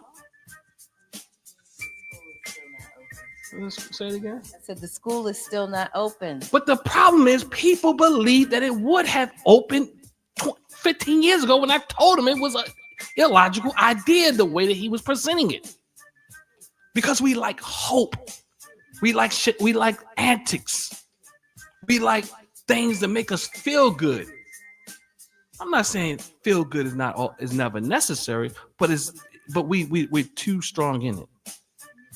So again, this goes to the next one. Freedom from resentment under persecution. Emotional maturity is the interpretation is emotional maturity rooted in self-regulation and spiritual depth. Emotional maturity rooted in self-regulation and spiritual depth. Write a passage reflection. How do I respond when I am tested or misunderstood? How do you respond?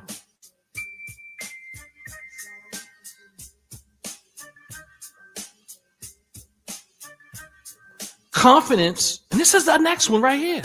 And this one is hard, and it goes back to what we spoke about from the Odu Ifa. Confidence in the master to teach truth. We're more confident with people we know ain't mastering nothing. You cannot master any goddamn thing when you're scattered all about. You can't even do the same thing in too many places and be successful. I'm saying, even using Brother Furr's analogy, if I'm everywhere trying to do a thing, I'm talking about if I'm doing the same thing, if I'm too many places, I won't be successful. And I've felt that tension before of doing too many things. Then what we have to do is set boundaries with ourselves, Baba. All right, so it's a little story go like, there's a martial arts school that opened up. In this martial arts school, they had the lesson of 10 chambers over here. And in this other school, they had the lesson of 1 chain, 1 fist, 1 punch. But over here, they had to kick everything over here. So they had everybody going up to the school to learn everything because everything was over there. And they had this one person that went to the one school to learn the one thing. So a tournament came, and when they both schools met each other, the person that learned everything was against the person that learned the one thing. The one thing won. Why? Because he mastered that one thing. You see what I'm saying? So by mastering that one thing, he took out everybody out. Something like I think you're trying to say. Yeah, we have an insatiable desire to learn new stuff before we even become rooted in one thing. Because we become bored too soon. There's something in us that wants to know everything. We want to know too much. Some of us really haven't even realized that we'll never know everything. I mean, I notice, I talk to people, and the problem is they want to know everything. No, literally, I want to know everything. I want to know about the universe. I want to know about God. This is elementary thinking. Elementary thinking. Because you really think there's an answer that you're going to get about everything one day. I'm sorry. So Einstein said, there's no need to know everything, as long as you know where to go and get it when you need it. Yeah, something like that. He says, I don't have to remember a thing when if I can go in references or something like that. Something like that. But and to add on to that, you can't reference everything. You will never be able to reference everything. I am saying this very specifically because we might think that's a little thing, but many of us believe, one, that others know everything, even if we know intellectually that's not so. But on a subconscious level, we think people know everything. I am proud to say I don't know everything. I'm proud to say that. And I will never know everything. But I will say I know what I know, and I also know what I don't know, and there's some things I'll never know. I'm reminded of, and I don't know where I heard it, read it, what, but I'm reminded of something I often remind myself is that I heard or read somewhere that half of being smart is simply knowing what you're dumb at. I agree with it. You know,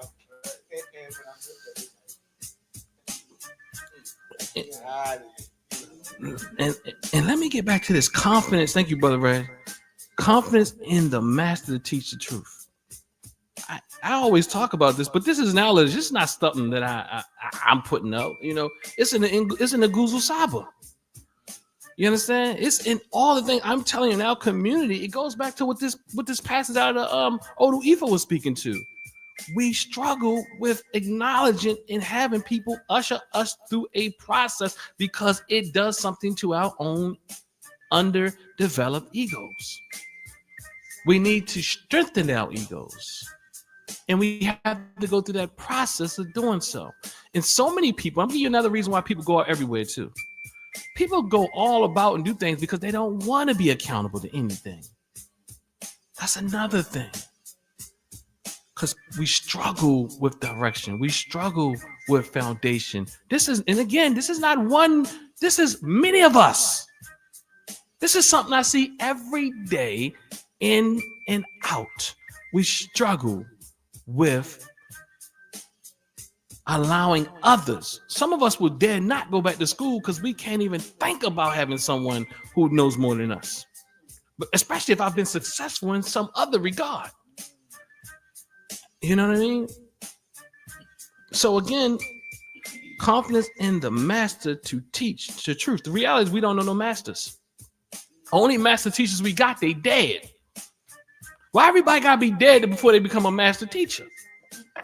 Or 80 when they're no more a threat to you. They gotta be 80 or dead, 70 or something. They can't be in your peer group. Don't let them be younger than you. You know what I mean? Go ahead, Reg. What you got there? you know, like, look, you can't. No, you ain't. No. You gotta be comfortable. You know what I mean? And then we want to know why. Oh, let me leave that one alone. But so confidence in one's own capacity to learn. That goes back to what Mama Faluke was speaking about earlier in the very chapter. Says we have to go low in order to come up.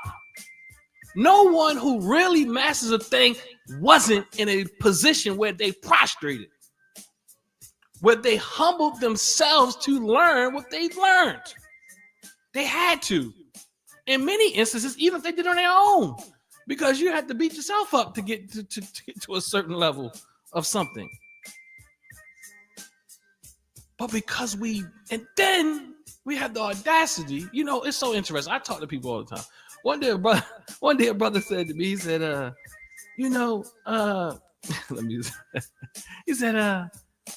he said, have you ever met anybody like me who know all that you know and ain't been through what you've been through?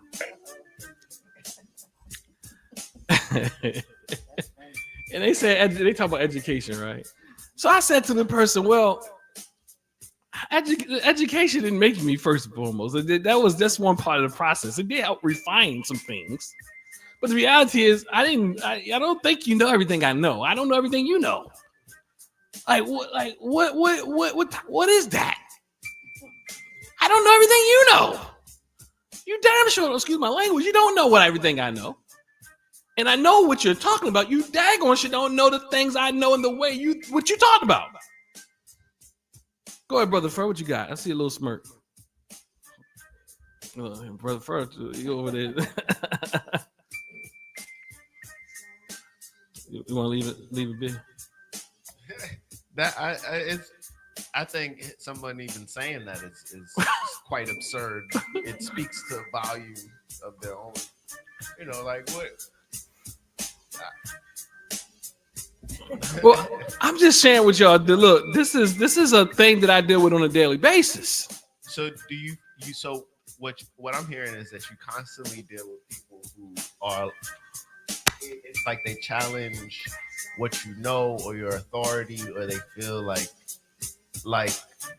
they have to diminish where you are, or they have to make themselves boisterous. Yes, one or the other, or bring themselves up. Yeah, it's fine. And I'd imagine you deal with this more than the average person, because I don't know if I deal with that as much. I probably wouldn't, but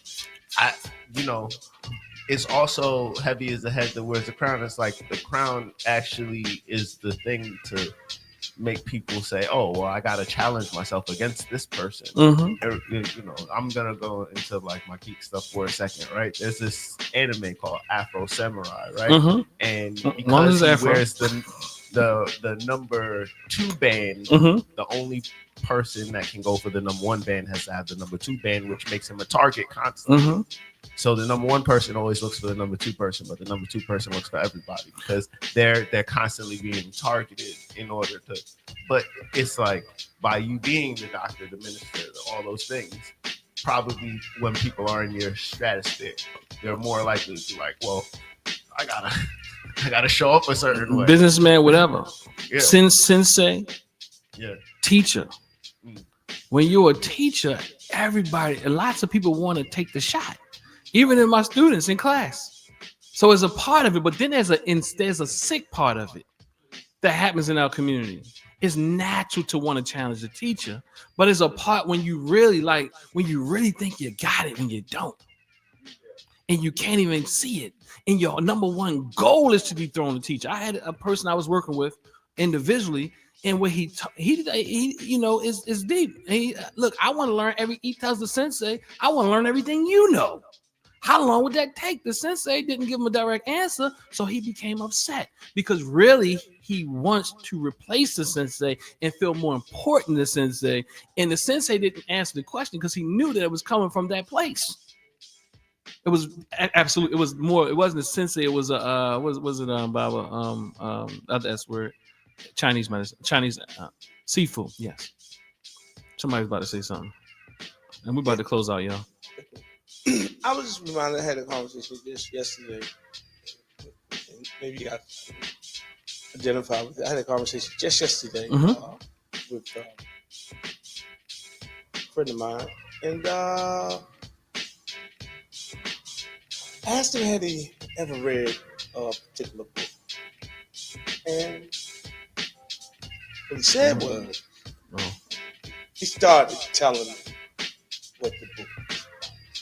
It's a huge popular book, you know, and you know, respectfully, it's so popular that you probably, you know, you can Google that. You know? But what I was asking him was, have you ever actually read it? Because I read that. Okay. It's like, I'm going to use an example. It's not what I'm talking about. I'm going to use Uncle Tom's Cat. Harriet Beecher Stowe, right? People who've never read that generally interpret it differently. Because there's a common narrative that's been, you know, and it stayed vibrant forever. But if you've actually read the book, you kind of think of Uncle Tom as a little bit different than what we come to. And so it was that sort of a situation. And the brother was thoroughly convinced that by Googling, you know, the book, he understood the book. And he was trying to convince me, like, well, just because you read it, like, what you mean? So you think you understand it more than me because you read it? And I didn't know how to say to him, like, absolutely. And he is like, absolutely. You know, and it's kind of like what you're saying. It's the labor part of it. People want, you know, they want to go for labor reward without actually doing no labor. Oh, I appreciate that one. You know what I'm saying? Yeah. And you know, I tell people all the time, you know, that you can't circumvent some processes. Some people like to get it from proximity. All that, like the osmosis of work, and just no, it's just there's a thing that folk. It's almost like they got their own community, and those of us who've had the labor, you know what I mean, and struggle and unlearn some stuff, and find out that some stuff we thought we knew, come to find out, like, oh, you know, what. So once you go through that process, you are afforded, I believe, a certain measure of humility, and which is a continual process. Absolutely. Yeah, because you all like what I think I know today. I'm going to probably think something different in the future. Baba Rose, I wanted to see if you had anything before we moved on. Baba, did you have anything that I know we don't have a system to kind of have, you know, you can put your finger up or put something in the chat to say if you want to say anything. I wanted to mention a proverb that highlights the importance of community. Okay. I am because we are, and because we are, therefore I am. Yes, sir. Yes, sir. We like to see your whole face because you're a handsome brother. Look. Your camp. We want to see the whole face. Yeah, thank you. Yeah, oh yeah, the world see you now, Baba. They see, look, that brother. He look at his smile. Look at him. Yes, sir. Yes, Baba. Thank you for that. I ain't gonna ask Mama down there. I know she know how to get in there if she wanted to. But anything else, Baba? You spoke earlier about Tehuti. Well, the Greeks called Tehuti Thoth, from which you know, THOTH, from which the word thought comes from. Yes, And sir. I thought that just a little dropping a little knowledge there. That's all. Yes, sir. Thank you for that. And hence we go back to control of thought, control Right. of action, steadfastness of purpose, identification of high ideals, evidence of a life mission, evidence of a spiritual calling, freedom from resentment, because if you stay resentful, you will not grow and you will not excel. Confidence in the master to teach the truth. Humble yourself. Learn to do it. Confidence in one's own capacity to learn, because if you can learn, you will have your day. That's true. Readiness for initiation.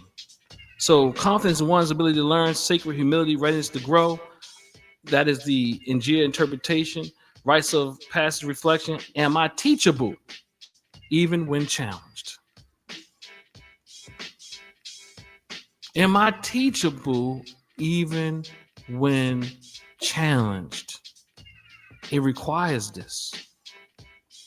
And we speak so bad about the Western education, but the reality is you had to be challenged to make it through those institutions. I know we think that we can go and start our own and we don't have to be challenged. You know what I mean? We could go get challenged by their stuff. But when it comes to our own, we won't do that. Anybody who's made it through those Western institutions have been challenged for the most part and felt bad about themselves at times. But they valued that Western education so much that they went through the process. But in our communities, the same ones of us who say we value these things, we don't want to go through the challenge. We don't want anybody telling us nothing because we don't value it. We value what we say. It says identification with our high ideals. In other words, living in accordance with your values that transcend status or trend. Do I live what I claim to believe? And many of us are struggling with doing it. And then if somebody holds you accountable to live to that, we can't handle it. So again, confidence in one's own capacity to learn, sacred humility and readiness to grow. Am I teachable even when challenged? So last but not least, readiness for initiation. The Njia interpretations of embodied maturity across thought, action, spirit, and service. Do I carry the weight of what I ask to be entrusted with? We're going to begin in our rites of passage orientation on I think it's the 20th, I believe. I think that's a Monday the 20th at 7 o'clock. We're going to have 4 classes this summer and orienting us through this process. And I think you must ask yourself these questions, whether or not you're ready. Control of thought, control of action, steadfastness of purpose, identification with high ideas, evidence of life mission, evidence of spiritual calling, freedom from resentment under persecution, confidence in someone else to teach you. You might not like the word master. Confidence in one's own capacity to learn, readiness for initiation, not just for someone else to teach you, for someone that's Black, African centered to teach you. Because what we've learned many times, we value Western values, but we espouse in public that we're African, where we subconsciously struggle to really value what is African at the same level or degree that we value that which we call Eurocentric. We African on the exterior, but interiorly, we value Eurocentric information at higher levels. And I don't even, let's say Eurocentric information is if they own anything. I'm just saying the way that they have compartmentalized is the way that they, again, readiness for initiation, embodied maturity across thought, action, spirit, and service. So Thoth, Tehuti, Jehuti, however we call him, he is the one who was responsible for measuring these things. He's the one that was responsible for measuring your heart against the feather of my eye, even as you initiated or transcended into the ancestral realm, which is another rite of passage. So I like how this book has it written. It's not a deep book, but it says Thoth, the history and legacy of the ancient Egyptian God who maintains the universe. And understand, as Baba said, when we say God, we're talking about a figure of an energy, a representation, not necessarily a real God just out there. It's a character to help you understand certain aspects, as we spoke about today. So that in itself is complex. It requires you to think of things in complex ways, not easy. It also requires you to be accountable. There's no one person that's going to forgive you for all your sins. You got to do some work. Why am I going to do some work if my sins are forgiven? If all I got to do is believe?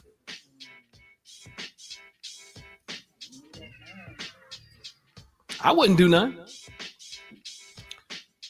The work I would do is believing. That'll be the work. Versus what I am responsible for.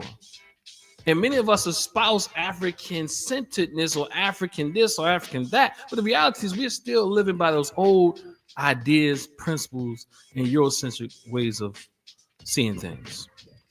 Just to add into that is just what I've been thinking is even in Christian, I guess in the three principal religions that's known throughout the world as the major ones or whatever.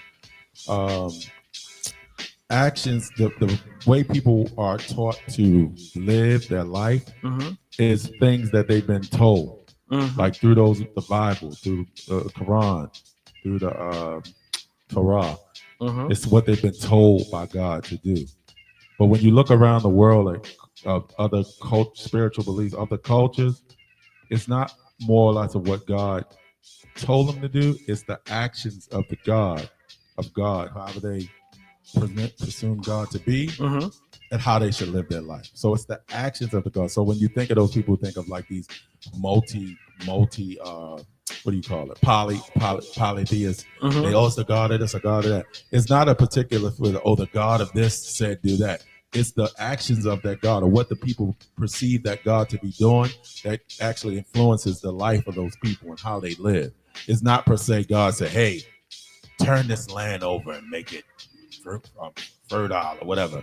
But the actions of that God, the rain that comes down, the changes of the seasons, the representation of that God is how people actually live their life. So I only say that because you say, like in what we're just talking about, you to carry away to what you've been entrusted with. It's like once you become empowered to have this thing, when you go through the rites of passage, are you empowered enough? Are you encouraged enough to stand strong on that and not be pushed back by others who may say, oh, this is that. Oh man, I don't know about that or anything, because all they've been done is told something.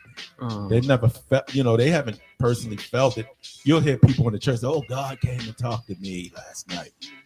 Anyway, we can take that with a grain of salt, but I'm just saying the actions of the God would perceive that, put that on notice to be the real thing. You understand what I'm saying? The validation. Thank you. Thank you, Bob. So in closing, I turn to another one. Let's see if it's 3 times is a charm, if it closes it out well. In Odu Ifa, page 17, it says chapter 2.1. It says here, constantly shifting is a boat on water. And so are human beings. This was the teaching of Ifa for Ona Ashakan, who was a child of the king of Oyo, one who is brave, should not assume the voice of the timid, and one who is timid should not talk like one who is brave. The king did not allow us to make war on a town of women, so that we may go with them. Let us conduct ourselves with gentleness, so that we may pass peacefully, and so that our children can stretch forth their hands fully on us in burial. So again, constantly shifting the boat on the water, and so are human beings. I take a message from that is the struggle continues. Ashe.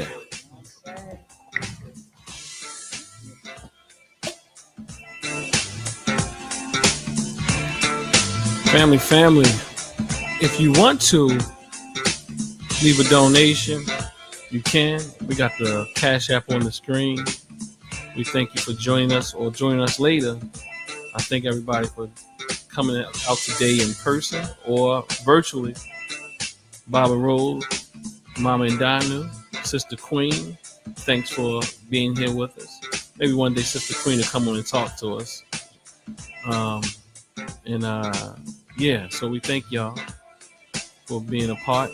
Aaron, in the comments, thanks for your contribution. And again, thanks, family. Until next week. Are we gonna? I don't know what's going on Father's Day, but I think we're gonna plan to be.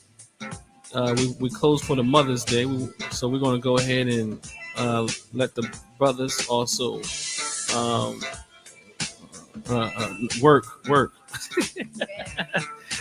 on Father's Day with the family. So anyway, thank y'all. Blessings.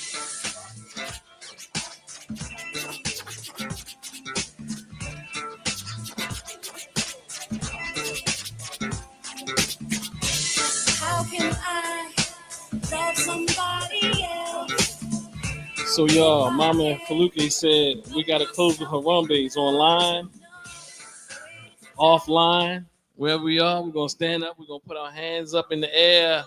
And Harambe means let's pull together. And we're going to go on 3. We're going to go 7 times, but we're going to pull down because it means let's pull together. Symbolically, is your hand open. We're going to pull it down 7 times. And then we can end it off with y'all Black Power fist. So we bring the West, meaning Africa, East, meaning Africa. I'm saying West Africa, but the East Africa mixes with the West where we are, and that's the Black Power fist. So Harambe, Harambe, Harambe, Harambe, Harambe, Harambe, Harambe, Harambe.